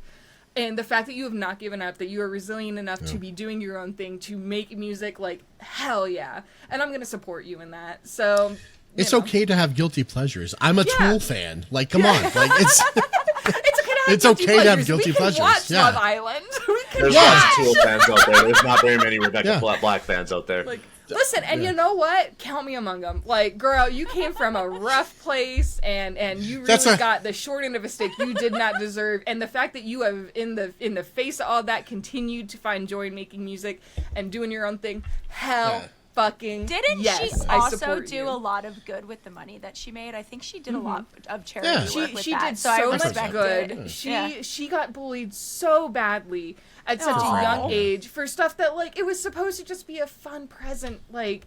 And she Yeah. got shit on for it. And honestly, like I can't even be like I was above it all. Like, no, I was also a kid. I was also really shitty, and I'm sorry. You didn't deserve that. and I will give you as many listens as I can, like, and we'll even come back to this when it comes to what we're excited for, because I know it's gonna come back. And this is where, like, I will critique music, but I also will enjoy music and just have fun. Yeah. Not everything has to be a fucking home run. Not everything has to be groundbreaking. It is okay, even if you listen to this pod or read Pitchfork or fucking whatever, like, it's okay to just enjoy music. Your tastes do not have to align with us, critically or not. And just because I rate something really harsh, it doesn't mean I'm not going to listen to some stuff still. Preach, Like, sister, so preach. it's okay. Anyways, who wants to go next? Before we sit here for 30 minutes or Brandito and I just talk at each other again. I love that literally became like you atoning for your sins at the end of it. But here's my thing, like, and that's the thing, is like, I think to an extent we've all done that. There's been times where Yeah. we've really shit on an artist, or we've really hated something just because, like, that's in. And, like, before I soapbox too much, people do that with fucking album covers, with fucking artists, with fucking like the albums themselves, I did that one as a kid a specific lot, for single, sure. like, Yeah. get over yourselves. It's okay to let people enjoy things. You don't have to come in and be an absolute dick just because you don't agree with someone's taste. Like, Brandino and I could sit here and argue about Benson Boone and this album for hours. At the end of the day, we'll still both be able to be like, hey, you want to go grab a beer? Let's just chill. Like, just because your tastes differ. I don't know, doesn't mean actually. the other- Okay, well, Speak for for the point yourself. of this, Brandino. What music would you There's listen a to on the really way? good chance that we Listen, could here's the thing. end We've up talked about disagreeing this for the entirely. past 2 days, and yet we both showed up tonight, so, like, we're fine. Like, the world can hear how We'll talk crazy about you it are. more. But, like, at the end of the day, if your music is fun and you enjoy it, whether or not anyone else does, that's fine. Call it a guilty pleasure if you want, so you can feel like you're absolving yourself of some sin or some crime. But, like, have fucking fun. Like, music should make you feel something, whether that's good or bad. Let yourself feel it. Like, that's just the human experience, and that's the point of it at the end of the day. Like, I agree. don't say it's the universal language, or we will beef, but, like, the point is to make you feel something. That's just human. Like, That's a podcast episode for Yeah. another day. that's one of those, like, anyways, we're all gonna sit here and drink, and I'll go on, like, a 3-hour rant. But, anyways, who wants to go Mel. next? Mel? Brandito? Well, go All right. for it. So Mel, Okay. what's yours? Shit. Yeah. Brandito's like, I've got a headache. Okay, so right. I'm cheating here by giving out an honorable mention to start. Look, and you know Oh, what? no, An honorable Cheers! mention's I don't have any okay. more drink. I do have a sip. But, I like, gave you guys cheers tons to of that. time, so you can do what you need to do. Okay, so my honorable mention is Moss Photo's Bad Bunny. I just haven't, like, because it's incredible. I haven't revisited as much as I would like, and there's just more albums that came out this year that I would rather return to, but I loved that album so much. So, honorable mention. And then I'm going to start from the bottom of my list up. I actually ranked mine. Number 10, we've got Eusexia, FK Twigs. I loved that album You did so really much. like that one. Loved it Yeah. so much. Number 9, Perverts, Ethel Cain. You can come at me. I stand by it. I know it was, you were saying it was just a noise album. I loved Wasn't it that so last much. year's? No, it was January. It was, Was like it? January Okay, 18th. so it might have been right before we It was started kind the of a podcast year then. ago. January's like Yeah. a whole different year. It really I'm was. pretty sure at the very first episode when we did our What Are We Listening To, I talked about it then. You 'cause did. it had just come I have it in out. my notes. Yeah. Yeah, so I loved that album so much. My number 8 would be Julian Baker and Torres, Send a Prayer My Way. My number 7, I adjusted my rating slightly because Princess of Power was so much fun, That's and I so needed fun. Marina on my top 10. I needed, That's and fair. I get that. Fun love is that I the keep album seeing so more of much. Marina too, like popping up all over my feed, like For You pages and everything. I'm like, yeah, you know what? Like, I love it. this is a lot of It's fun. so That good. might be top 10 for like the whole year, but I've not been currently up with it. I am so obsessed with it. It's just it's a no skips for me. Any of those songs can come on and I'm having a great fucking Yeah. time. That's fair. Oh, love it. That number 6, Love and Hyperbole, Alicia Cara. Talked about it earlier. Loved it so much.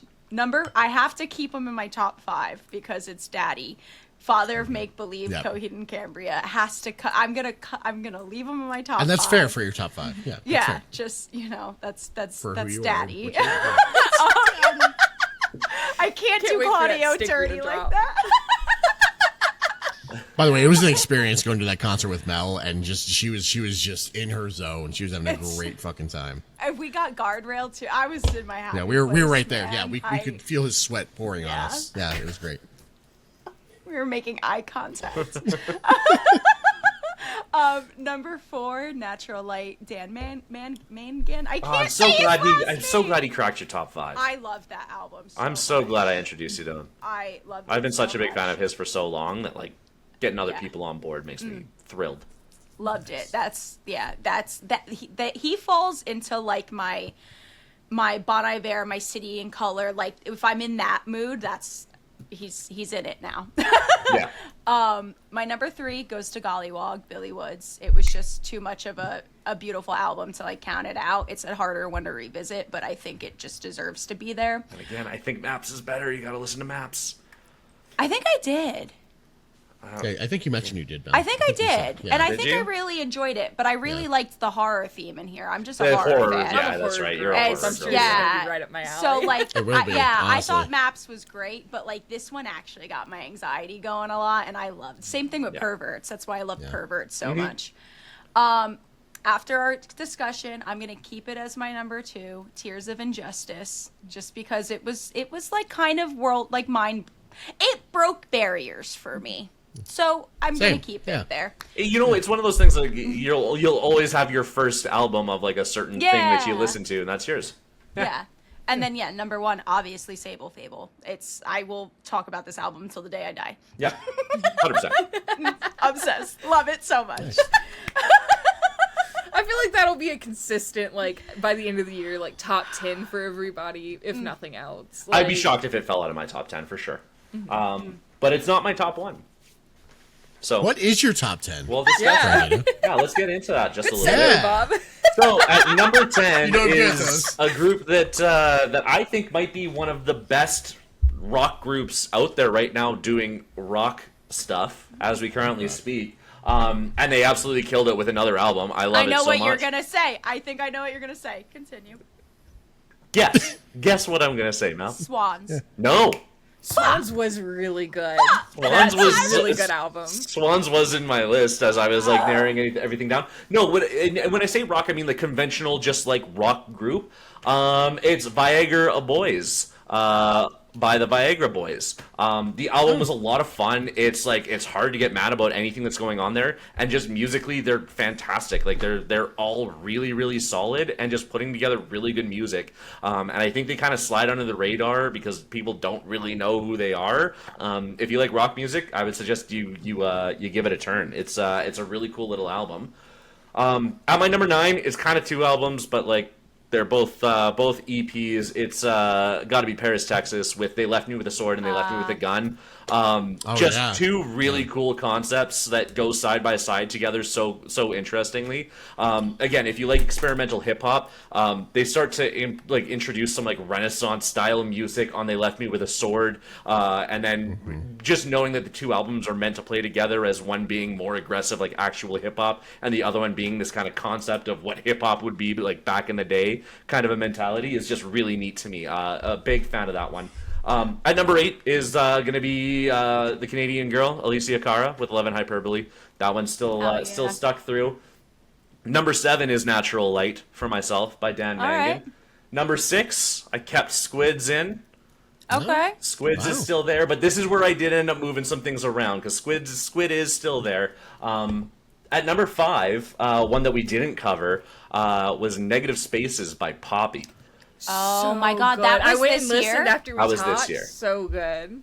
Negative Yeah. Spaces by Poppy is an unbelievable. If you like a hyper pop sound and then just the most insane metal music, just a really, really neat album. I didn't really know a whole lot from Poppy, but now I'm seeing Poppy show up in a bunch of other like kind of singles and stuff like that too. I'm like, Poppy is so unique. She's so new. I love her style of being. She's Poppy. You know. Yeah. It's, Add it I to my can't do her library. voice. It's a really good Add album. it to your She added library. Super cool. It's actually from I just did. 2024 though. Was it? Oh. Oh, November no. 15th, 2024 is when it dropped. Then how did it Ah. roll over into my 2025 list? She did do the thing with Baby Metal, and we talked about it. on that episode that we No, but covered. that wouldn't have been it. No, like the full album is like in that list, so I'm not sure how that ended up bleeding in. I mean, I'm not gonna be mad about it. No, Like, it's a great album. Listen, I came in and you said do your top 10 of the year, and I said here's what I'm listening to, top 8. Yeah. Yeah, Also, I know nobody else followed. When it comes to Grammy rules, I'm pretty sure it would still be nominated for the 2020 You're not wrong there. Grammys. Yeah. Absolutely. So it counts. No, I'm still alive. Although then there was other albums that I probably would have picked at the very end of Fair, 2024 fair. that I could have thrown into here. Going into number 4, an album that just recently came out by one of my favorite hip hop artists, if not my favorite hip hop artist right now, McKinley Dixon. Kid dropped his follow up to Beloved Paradise Jazz, which I think was genuinely my favorite album of 2023, if I'm not mistaken, with Magic Alive. And that album is just, if you're looking for some jazz inspired hip hop, just crazy experimentals happen on it. The production value is always insane, and McKinley Dixon just delivers the way that he has over and over again. Another top tier album. I still like Beloved Paradise Jazz more. This did feel like a follow up, but I'm really hoping it's just the middle of 3 in a row where the final is going to be magnificent. So, and still fantastic. You know what I mean? This was the twin. This was the Two Towers version of, you know, if it was a Lord of the Rings trilogy. You know what I mean? This was like, it was like, it wasn't the best of the 3, but like still. Which song would be considered the battle at Helm's Deep? Off Great the top of my question. head, I don't know. It's jazz. Like, what do you? I mean, you're the one that brought up the analogy, so like, I think it's a fair ask. You know, the rest of us have been grilled. It's your turn. Like right now, I don't know. Like, I love them all so much. Crooked Stick, maybe. Crooked Stick, equivalent to Battle of Helm's Deep. I doubt it. No. Again, isn't that is that in Two Towers? Yeah, that's the big Is it? battle. That is, at the yeah, end. that is Oh, like that's the one. climax of Two What Towers. the entire movie is leading up to. We're about to out Go Brandito as a on, fake baby. Oh Lord my of the God, this Rings is a fan, and that's what we're music. gonna dogpile on. This is a music podcast, guys. Let's get back on track. I please. can't critique your music taste. I can Correct. critique your Lord Because of the it's Rings knowledge. right. It's Anyways, very elitist, but Pop Off King. at number 3 is Bon Iver's Sable Fable. Number We've- 3? We've all talked about it over and over again. Interesting. So that's where you're at. Again, still what I think is probably one of the most revolutionary albums that we're going to hear this year, Sincerely by Kali Uchis. It is groundbreaking. I think you're going to see a lot of music industry go in a very specific direction because of this album. Now, am I going to say that it's going to be the best one that did that?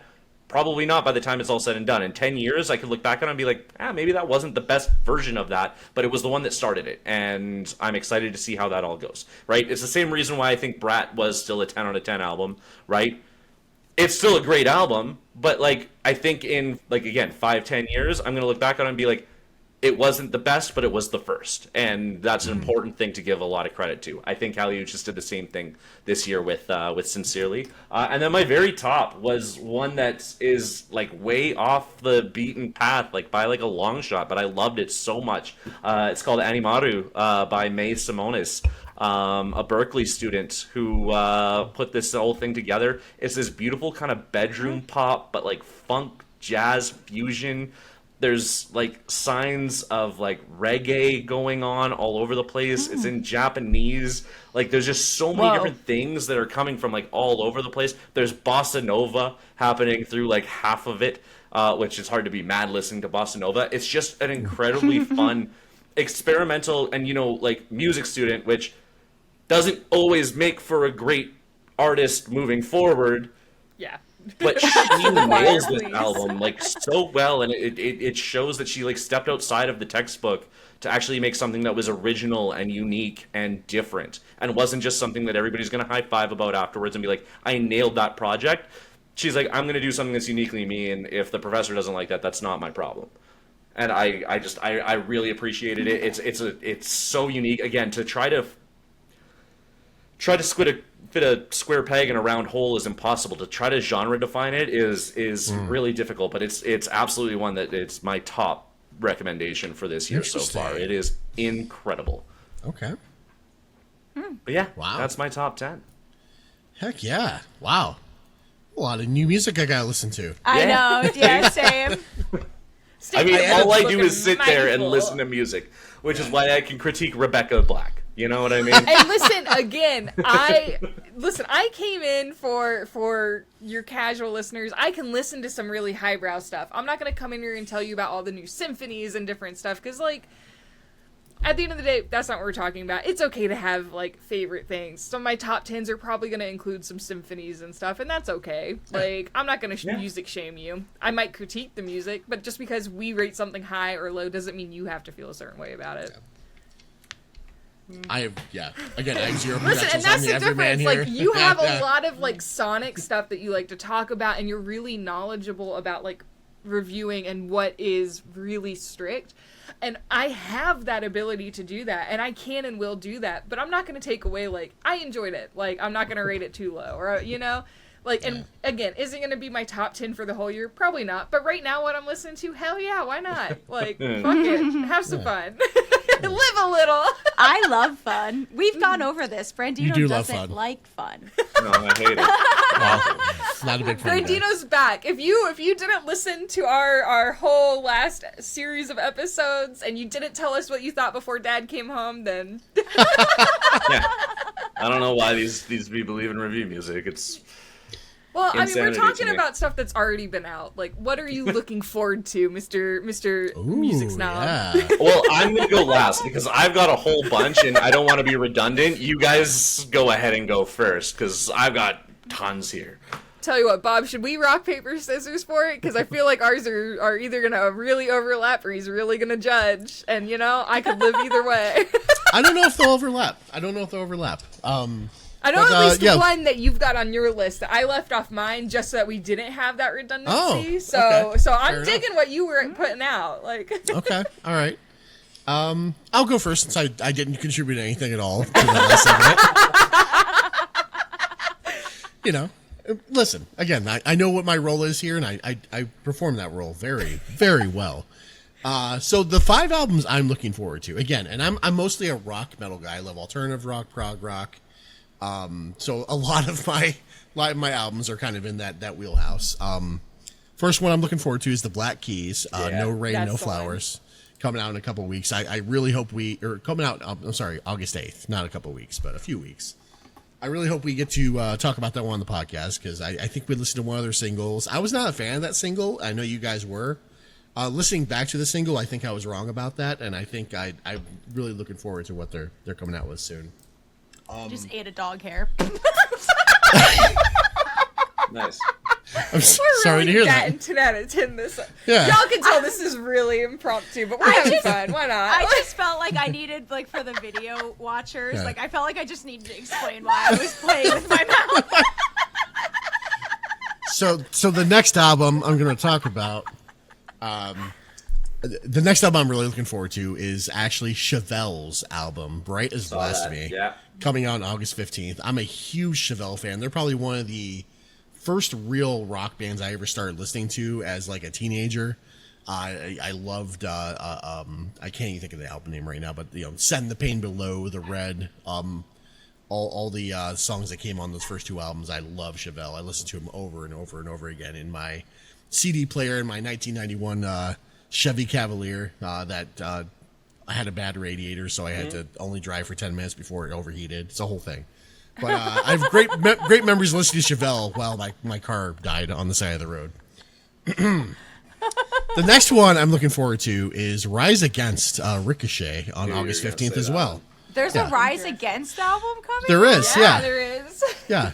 Rise Against, of course, big in the mid-2000s. Probably best known for their single Savior, which for the longest time I thought was just another Offspring song because it sounds exactly like a lot of the Offspring music at that time. But Rise Against. Yeah, Rise Against. I'm going to hopefully There's enjoy that. Swing Life Away, right? Or no? I couldn't tell you. I'm not a music guy. Let me look it up. Yes. I'm so bad sometimes at Yes. putting life away. Yes. Yeah. Okay. Yes. Yeah. Okay. Yes. Yeah, Rise Against is solid. They're usually on the when I listen to 2000s like alt rock, they're always on the playlist Yeah. that shows up. So they're fantastic. Looking forward to Blackbriar, A Thousand Little Deaths. If you don't know Blackbriar, they're kind of they're a Dutch alternative metal band. If you've heard Lacuna Coil, if you heard Within Temptation, they're a female led. Yeah, they're a female led a rock metal band essentially. So you'll like Blackbriar if you like Lacuna Coil. They're fantastic. So I love Lacuna Coil. They're so good. Blackbriar is going to be good, I hope. So, and then finally, Pussifier is coming out with a new album sometime winter 2025. Pussifier or Pussifer, I should say, is how you pronounce it. Sorry, all you Pussifer fans, but it's the other band that Maynard James Keenan, the lead singer of Tool, headlines essentially because Tool and the Perfect Circle weren't enough apparently. It's an experimental rock, alternative rock band. It's really gnarly, kind of alternative rock to listen to. It's kind of off the cuff a lot of the time, but I don't know. I like it. It's good for me. So I'm looking forward to that. Nice. So those are my 5 albums I'm looking forward to. A lot of rock, but that's kind of who I am. Listen, and that's fine. And I'll even go next because I'm about to have some really hot takes because again, I'm not looking for I'm not picking out what I think are going to be the top 10 groundbreaking or something. I'm looking for I think I'm going to have a good time. So my first pick is Baby Metal 4th, which is coming out literally today. Yeah. So I know it's kind of a harsh pick. I haven't listened to it. I made my list yesterday. Live a little. Let me. It's a Friday night. We're all tired. Let me have it. So I'm excited for that. I think it'll be a lot of fun. I really like Baby Metal. Yeah. Next, I love a good July 4th banger. And let me tell you what, I think Kesha's gonna come through with Period. Oh, no. I don't think it's gonna be groundbreaking. Joyride, not my favorite of her tracks by any means, but I think I'm gonna have fun. I'm excited to see what she's bringing. Yeah. I'll have fun with it. This one is more of a weird pick a little bit, I guess. I'm really looking forward to on July 25th, Operator, which is an EP being put out by Zach Farrow. I have always loved Paramore. I've been a Paramore fan since back in early Riot days. So I'm intrigued to see what he does. He is, if you don't know, the drummer for Paramore. I'm intrigued to see what happens with that. Next, because I did try to space them out a little bit because I kind of cheated on my first one. August 15th, Conan Gray with Wishbone. I'm excited to see what happens with that. I really like Conan Gray. Again, nothing groundbreaking, but the songs are they evoke a lot of emotion for me, and I've always been really into that. He's been really hit or miss for me before, but when he hits, he does hit really nicely. And that's the thing. It's some of it, I can kind of take or leave at times, but the stuff that hits, God, am I sobbing, screaming in my car at 2 a.m. Oh. So I'm really excited to see how he just devastates me emotionally with that one. And this one will tie over really nicely to transition to Miss Mel over here, because both of us are really excited for Sabrina Carpenter's Man's Best Friend that comes out August 29th. We can have a whole talk about the albums, leave my girl alone, get some media literacy skills, have some fun, live a little. Nice. So I'm really excited for that. That's, again, kind of a cop-out answer. You guys should have rated Man-Child higher, but it's okay. I rated it high. I know you did. We talked about this before we recorded the last episode. So I really was that's got to be the last one on my list. So I'm excited. It's kind of a smattering, mostly leaning towards kind of pop stuff, and I'm okay with being kind of the pop voice that comes in here. That's fine. Well, what was your overlap with me? By the way, Black Keys. I figured. So I actually had never really heard of the Black Keys until Bradley and I started dating, and he has loved the Black Keys. Has had posters and signed stuff, and so that was kind of my introduction. I didn't, forgive me for it, Black Keys fans, I didn't realize they were still putting out music. So when I saw they were on the list, I was like, hell yeah! Their last couple albums have been really Black Keys. It's very specifically if you don't like the Black Keys, which. They're not really new anymore. When they were new, it was really new and exciting, but they're still just the Black Keys. So, I'm still a big fan, but if you weren't really a big fan of it back then, you just liked it because it was cool and different and new, you won't really like their new stuff because it's still the same as their kind of old stuff. It's not as inspired as their original, or when they came out with Brothers, I guess, originally, which I think was actually their third album. But yeah. When it's like, and I'm okay to like, and that's my thing. If you find your lane and you're really good at it, hell yeah, I'm here to have a good time. So that was my pick that I didn't add to the list because I knew we'd overlap. That's fair. So they're from Akron, Ohio, which is my hometown. Oh yeah. I got to see them before they were cool, before everyone knew about them. Nice. They used to That's play so special, though. local joints with actually a friend of mine was in a band called the Seven Diaries or some shit. I forget what. They aren't around anymore because they sucked. But the Black Keys played with them. And so it was really cool to see the Black Keys before anyone knew about the Black Keys. So that's my fun story. That's a cool brag. Yeah, That's me with Rainbow Kitten Surprise, dude. I was going to those house shows in college. I can't do words. It's late. I'm tired. It's fine. That's awesome. Like, so I'm here for it. Like, I'm excited to see what they bring to the table. Me too. What do you got, Mel? Yeah. All right, so Rose and I have 2 overlaps because I also have Kesha because I am so fucking pumped for that album. I thought Yippee-Ki-Yay was a banger. Agreed. I just can't. I love wait a to good have recession fun. bop. Yeah, it's just like she's back, baby, and I'm so here for it. My next one is releasing August 8th. We've got Ethel Cain's Willoughby Tucker, I'll Always Love You. I figured you put that one on there. Yeah. Can't wait. I love Ethel Cain so much. Then, I've got Man's Best Friend, Sabrina Carpenter, because she's bae.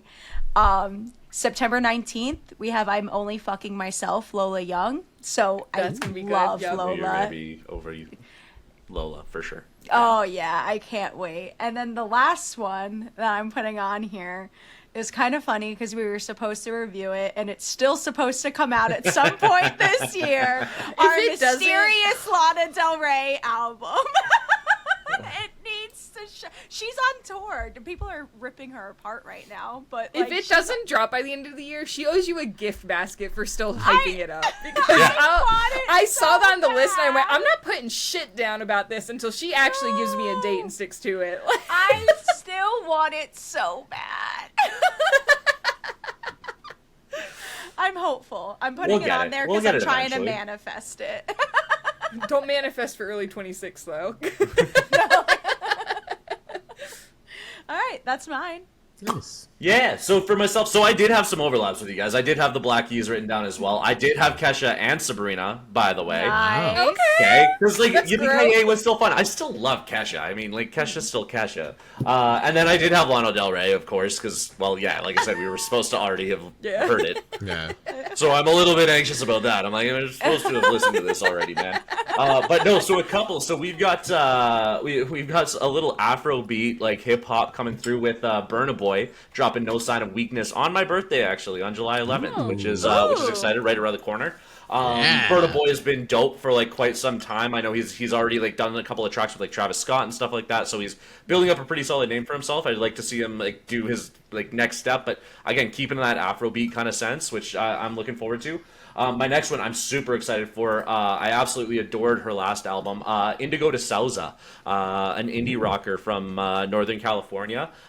She dropped this one album, also coolest artwork that's ever existed. Kind of when I started like going through like my intense musical journey, I found her and just adored her. She's fantastic, and she's dropping Precipice on July 25th. Another one that I had written down, MGK. After we covered that single, Interesting. let's be real, like that cliche. If it wasn't for the fact that TikTok is blowing it up now, I'd still probably be listening to it myself. But like now I don't have to go find it anywhere. Because that song's It was a banger. solid. Yeah. Really good. So Lost Americana dropping on August 8th. I'm looking forward to it. I'll be honest, that one's more of a curiosity. I want to know what else MGK has to bring to the table, because if it's a lot like Cliché, again, maybe not necessarily top marks anywhere, but at least it's good enough and I could be like, yeah, no, I can jam with MGK. That's fine. That works for me. One of my top ones is Laffy. After Bewitched that she dropped in 2023, just like one of the most beautiful chamber pop, bedroom pop, shoegaze style music that's ever existed, kind of like almost crooning in a lot of ways. Laffy is dropping A Matter of Time on August 22nd. I adore Bewitched. It was one of my top albums in 2023. Really like excited to hear her follow up. And then a couple of kind of just like more interested in El Michaels Affair. If you guys are jazz people, El Michaels Affair has been around doing things for like a long time. 24-hour sports. They're dropping on September 5th, which I'm pretty pumped about. Motion City Soundtrack is dropping a new album.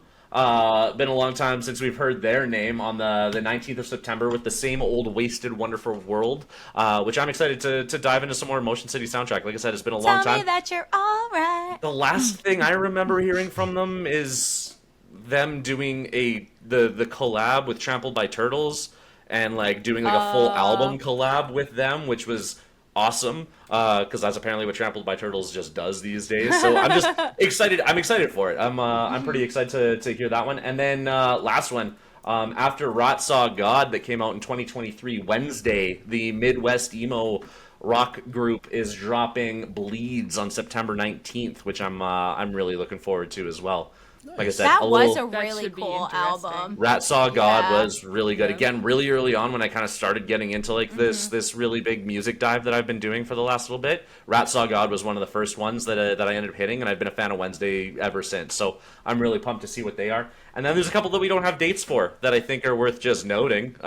Just that they may drop, and we'll find out when they drop. A$AP Rocky. I mean, I don't know if you guys ever existed in the early 2010s, but if you listen to hip hop, then it was A$AP that's Rocky A$AP all over the Rocky. place. I almost put that Dropping on my his list. album titled "Don't Be Dumb," which is pretty on the nose. I like that one a lot. One that is for sure slated to drop this year, as per Metacritic, but I'm not 100% sure if it will now or if it's going to be delayed for some other reasons. But Brian Wilson, who has just passed, rest in peace, did actually have an album set to release this year called Cows in the Pasture, which I'm really curious to hear what this is going to be about, what's going on here. Like, are they going to release it? I'm on the edge of my seat. I love the Beach Boys. Brian Wilson was an absolute genius songwriter. And I don't imagine that genius went away in this most recent project. Couple other ones. Chance the Rapper has said that he's got an album coming out called Starline Gallery. Okay. Chance, let's see if he can fix. He's had a pretty bad name the last little bit. He had one really, really, really good album and then has never been able to recreate that same magic. Let's see if he can figure that one out. Gorillaz are set to release an album here in the near future, which Saw that obviously too. everybody I'm Try sure is that. excited for. You know what I mean? Especially after Plastic Beach, right? Was that their last I one? think so. Let me. I don't look. think they released anything in between now and then. But Plastic Beach, I mean, is revered. It's and they've still continued Yeah. to do it. So Oh, I'm no, really they excited did to do hear where they go. Humans Deluxe. in Humans. Well, 2017. that But- was That's a a reprint. reprint, Yeah. repress, Yeah, right? reprint, Yeah. yeah. Cracker Jizza. Island in 2023. Oh, I was like, didn't they put something out with Stevie Nicks in it? I think there was a full interesting. album. Maybe I think- maybe I didn't. I Yeah, think- Stevie Nicks, Oil featuring Stevie Nicks is track Yes. 2 on Cracker Island, which released in 2023, which I somehow completely Right, missed. Cracker Island. That's right. Cracker Island did exist. I That just is- remember the that's banger name with that I Stevie remember. Nicks. They actually featured Bad Bunny on track 8. Yeah. Everybody wants to work with the Gorillaz, and I want to hear it. So I'm excited to hear who that is. Jizza has actually of Wu-Tang Clan has an album coming out called Dark Matter at some point here. And then good old Nicki Minaj is still working on her Pink Friday 3. Let's be real, everybody wants to hear what it's about. Oh, duh. Like everybody wants to know. That's one of those. I can't wait to see what that's about. You know, 100%. but And then we were talking about it right beforehand, but I'm still going to be optimistic and be like, I can't wait to hear Riri R9. I can't wait for the little Rihanna. I don't think we're getting it. I don't think we're getting it. I'm not putting Metacritic eggs in that still thinks it's in basket. the And works. after a friend of mine, you know, I know that could just be you phoning it in for the check, and I'm going to be optimistic about that. But if that's, I don't know, I could be okay with no R9. I could be okay. At this point, I'm a little scared of it. We need a proper goodbye from Rihanna. I think the goodbye maybe they did a while ago. No, I don't no, know. no. Maybe I'm just real scared of Riri 9 after that single, and I get it. That But, means like- you should be excited about it though, because win or lose, Here's the thing. Win or It'll be lose, I would entertaining. rather Yeah. lose and go, God, I wish he had really gone out with a really, like, just damn good album than go, there is no R9 in Bossing Say. Like, you know what I mean? Like, I would rather just go without it and be that happy little optimist in the corner, like, man, that'd be really cool, than have it be really bad. No. And I'm a little scared after she did Friend of Mine. I got confidence. No, that's for the Smurfs movie. And I get that. And I want every fiber of my being wants to say she just phoned it in. And I could live with it if that's the case, but God, I'm scared it wasn't. We can agree that that's what she did. We can all agree that that's what she did there. There's no way. There's no way, but like, what if there is? She wanted I don't know, to put man. that out. No. I don't know. It scared me enough that I'm like, until you drop a single off R9, count me out. Like, I'm too scared of it. Nah. But anyways, folks, thanks. That is the end of a different style of podcast by On Beat Off Script. A little conversation about 2024. Let us know what your thoughts are in the comment section. Let us know. Make sure you hit subscribe so you can keep hearing.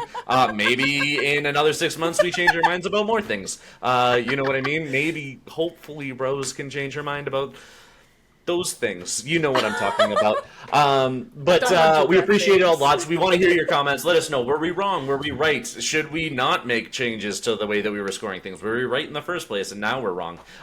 Do you also have questions about how we score? Do you want to hear us rant for 3 hours about something? Tell us anything. 100%. But secrets at this point, you know? Hit us up. But yeah, without further ado, this is myself, Brandito, with my co-hosts, Mel, Bob, and Rose, signing out. We appreciate you guys all dearly, and we will catch you in a couple weeks. All right. Appreciate you all. Bye. 3, 2, 1.